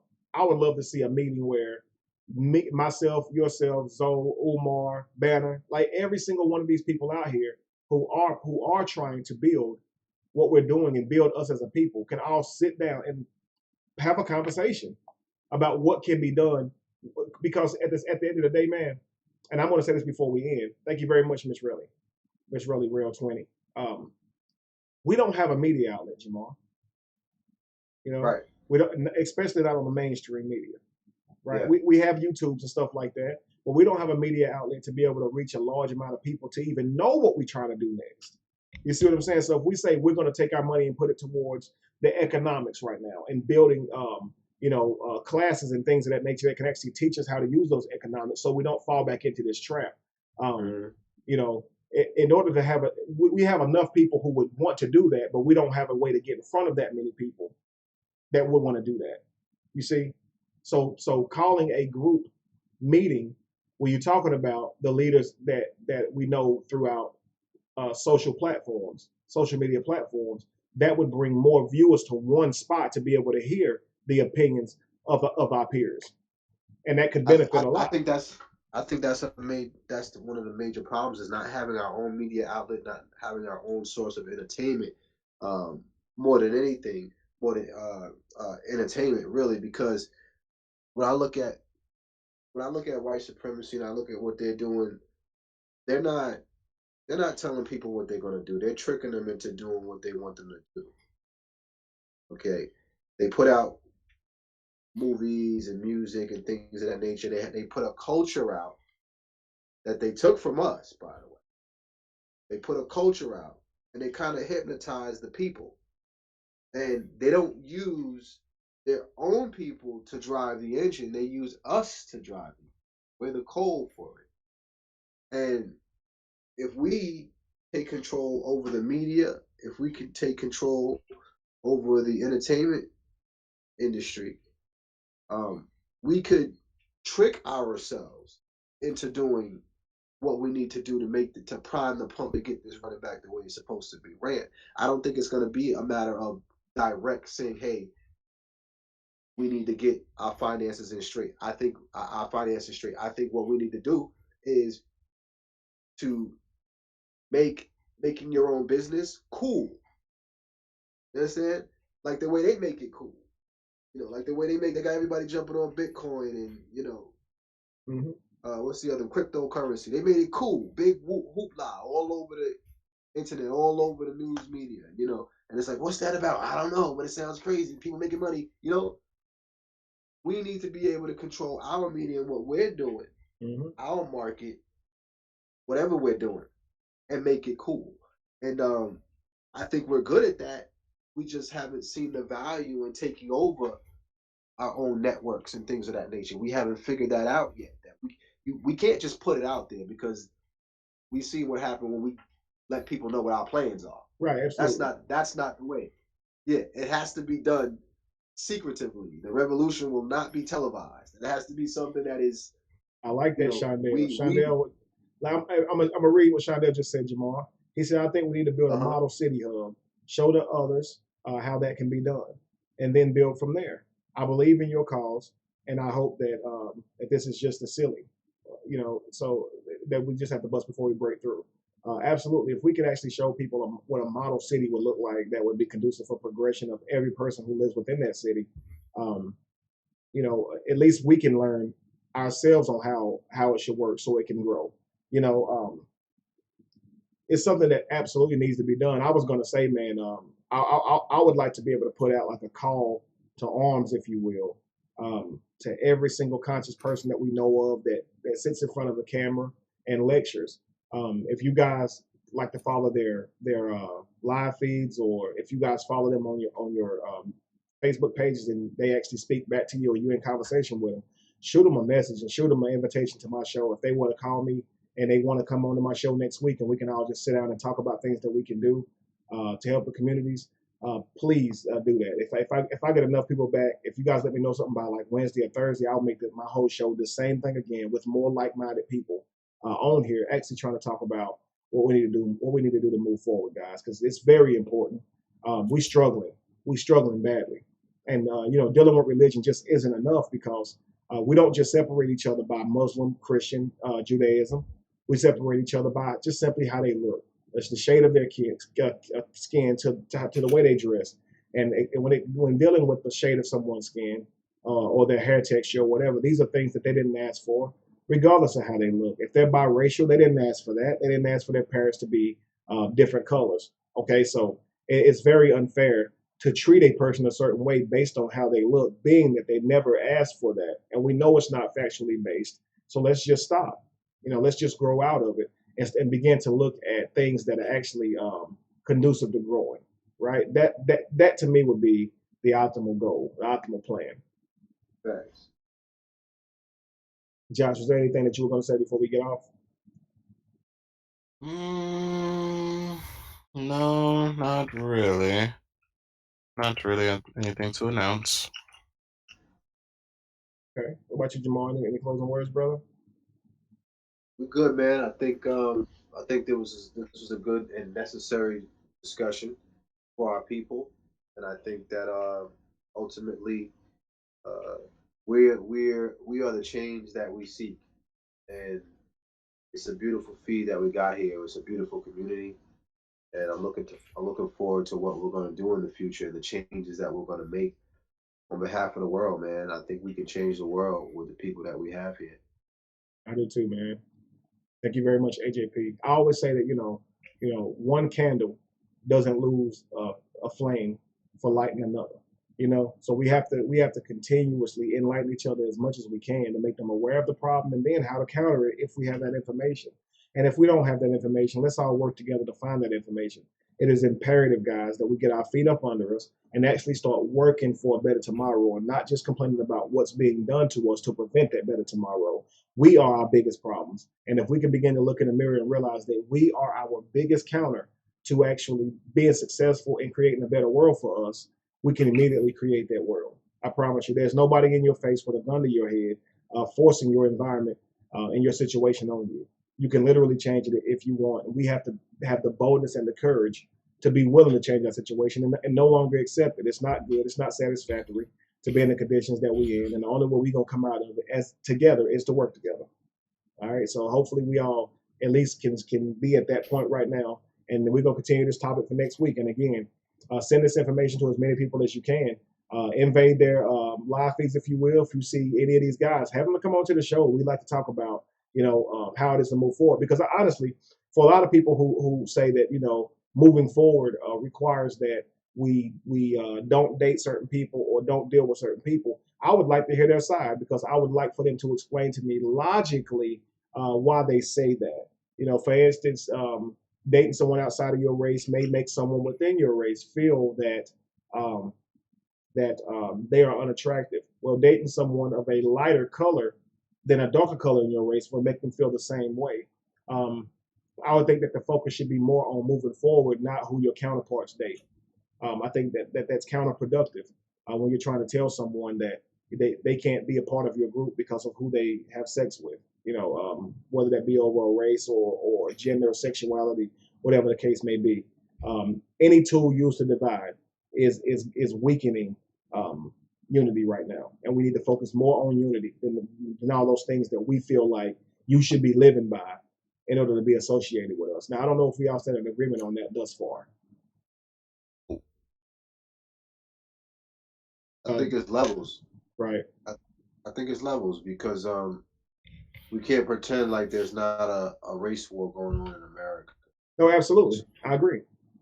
We have a diaspora of black males, one in three black males ending up in jail or dead by the age of 25.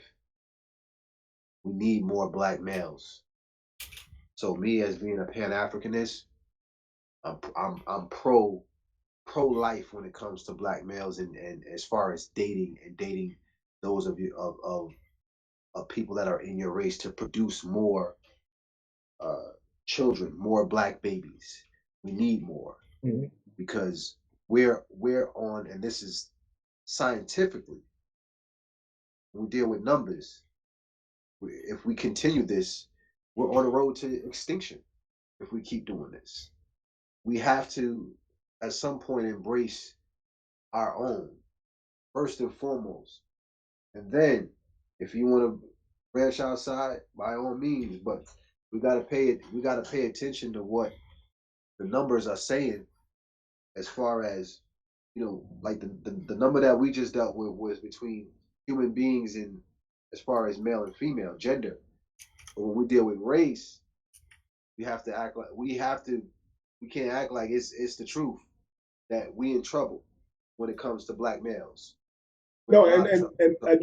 and again, like that's why I say, obviously, the that side is there, and that's why I say for next week, for people who actually even agree with what you're saying, Jamar, be able to provide logic to the statement. And now understand what Jamar said. He agreed that the focus should be on creating more life because we are being targeted or whatever. But he never said you're wrong if you choose to do this. Right. This is again. There's a balance, and we have to make sure that we are clear that we're not using social pressure to tell people how they should live their lives. I'm so happy that you gave your logic because that logic right there does make sense. You see what I'm saying? But again, we have to be careful that whenever that goes too far. And again, we're gonna talk about that next week. Using things that are that are definitely important, but then when they go too far, they are not conducive to progression. They can end up being counterproductive, in fact, to progression. And now you would have several men still being targeted and murdered on the streets and mass incarcerated, and you still don't have unity because you're teaching that a person who is dating someone that doesn't look like them can't be involved in your progression. So it's a double whammy, really. And is it really worth? Is it really worth the double negative? I get that we need more black babies, but is it really worth the double whammy that you do by losing the support that you would get from people just because they date someone that's associated with that? You see, so if you're talking about unity, you know, from a standpoint of being systematically targeted, 100% you make sense, right? But then to use that motive and then translate that over into the other one, that would not be fair. Right. You see, and it would hurt your mission if that was going to be done. Yeah, it's that balance, because at the same time, when a child is mixed breeded, you can't expect that child to deny half himself. You understand? So if it comes down to a point where, and this is not as a fault of our own, the society that we live in forces us to choose, what we're going to be or who we're going to label ourselves as. That child is never going to deny half themselves. And that was ultimately the downfall of Kemet. That was ultimately the downfall of the greatest black civilization ever. So by them allowing outsiders to come in and having mixed breeded people is what caused Kemet to no longer be here today. So it's almost counterproductive to look at building the black civilization and not look into the factor of who we're dating. It's something that we have to talk about and we have to think about. Absolutely. That's only because of the track record. You know what I'm saying? And I don't know if you'll see this right here. I'm sorry, I don't know if you see this, Jamar, but Shondell said at Jamar Milton, I thought white mortality rates were skyrocketing over our own. Let me just speak to that for a second. I know it's directed at you, Jamar, but if you look it up, you can simply Google this. Mortality rates, as far as for people who classify themselves as white, there have been more white people that died than white babies were born, and this has actually been going on for several years. Now, why this is happening, I do not know, but there are more difficult pregnancies in that of Caucasian people than there are of people who classify as black. Again, you can look this information up on your own.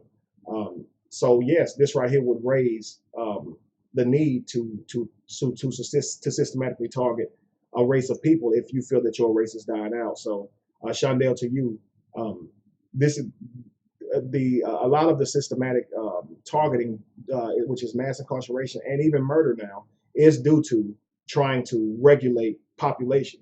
These white supremacists do not want the majority or black people to outgrow them in a way that would be uncontainable or unmanageable. So absolutely, they would use the ability that they have to exterminate people on a large scale if it means protecting their own culture and race. They've been doing this for years. Yeah. Okay, there was one thing I was going to. Okay, guys, before I go, remember this: when you go to the www.kevinwesley.org, you're going to notice that I'm actually setting up different ways for me to come and speak to you guys. So, say for instance, I'm going to say Texas because a lot of my supporters, or in fact, most of my supporters and viewers, come from Texas. If you guys would like for me to be able to come and speak in Texas, there will be a way to do that. Okay, so basically, it's simple. I'll put like say an Eventbrite tab up. What it is we would try to find a building that or a venue to be able to do this in that's closer to the place that most people actually had voted on. So like basically, if you guys donate to reach that amount, once that amount is covered, then my expenses will be taken care of to be able to make that trip. So when you see the Kevin Wesley tour and things like that going on, these things are solely up to you guys. If you guys would like for me to be able to come to your areas and speak, then keep in mind that it's based on the people in your area and supporting that and making that happen. I can't do this with my own money. So if you guys do see up that Kevin is coming to Texas or whatever, share it with as many people that you know in Texas so the goal can be met. And once the goal is reached, I'll be on my way to Texas. Okay, so that's another way for us to be able to unify and do what we got to do. All right. With that being said, I think that we have enough to wrap up for one show, and we're gonna get busy with this right here again next week. I feel like we just scratched the surface, so we're gonna go into this topic a little bit more next week. All right. Yes, sir. All right. Yeah. All right. You guys know the drill. Check out the Patreon. Also, again, working on the podcast. And Jamar's video is doing very well. 100K on the Kevin Wesley page. Great job, Jamar. Peace. Yes, Thank sir. you. I appreciate that, man. Got 130,000 views. Yes, sir. All right. So in the morning, guys, if you can remember, when you wake up, go to my page, the Kevin Wesley Join the Evolution page, and there should be a really intriguing video there for you guys. I didn't want to upload it today, so I'm going to upload it in the morning. And of course, obviously, my goal is to upload it before 9, as that's the time I asked y'all to go check it out. However, if it's not up by 9, continue to check it, because trust me, you don't want to miss this. And when you see it, share it, or I'm coming for you. All right, that's social pressure 101. You don't love me if you don't share it. No, I'm playing. Delicia, thank you very much for your donation. Thank you guys so much for checking us out again. And look forward to seeing you guys next week. Yep. Peace, guys. Peace.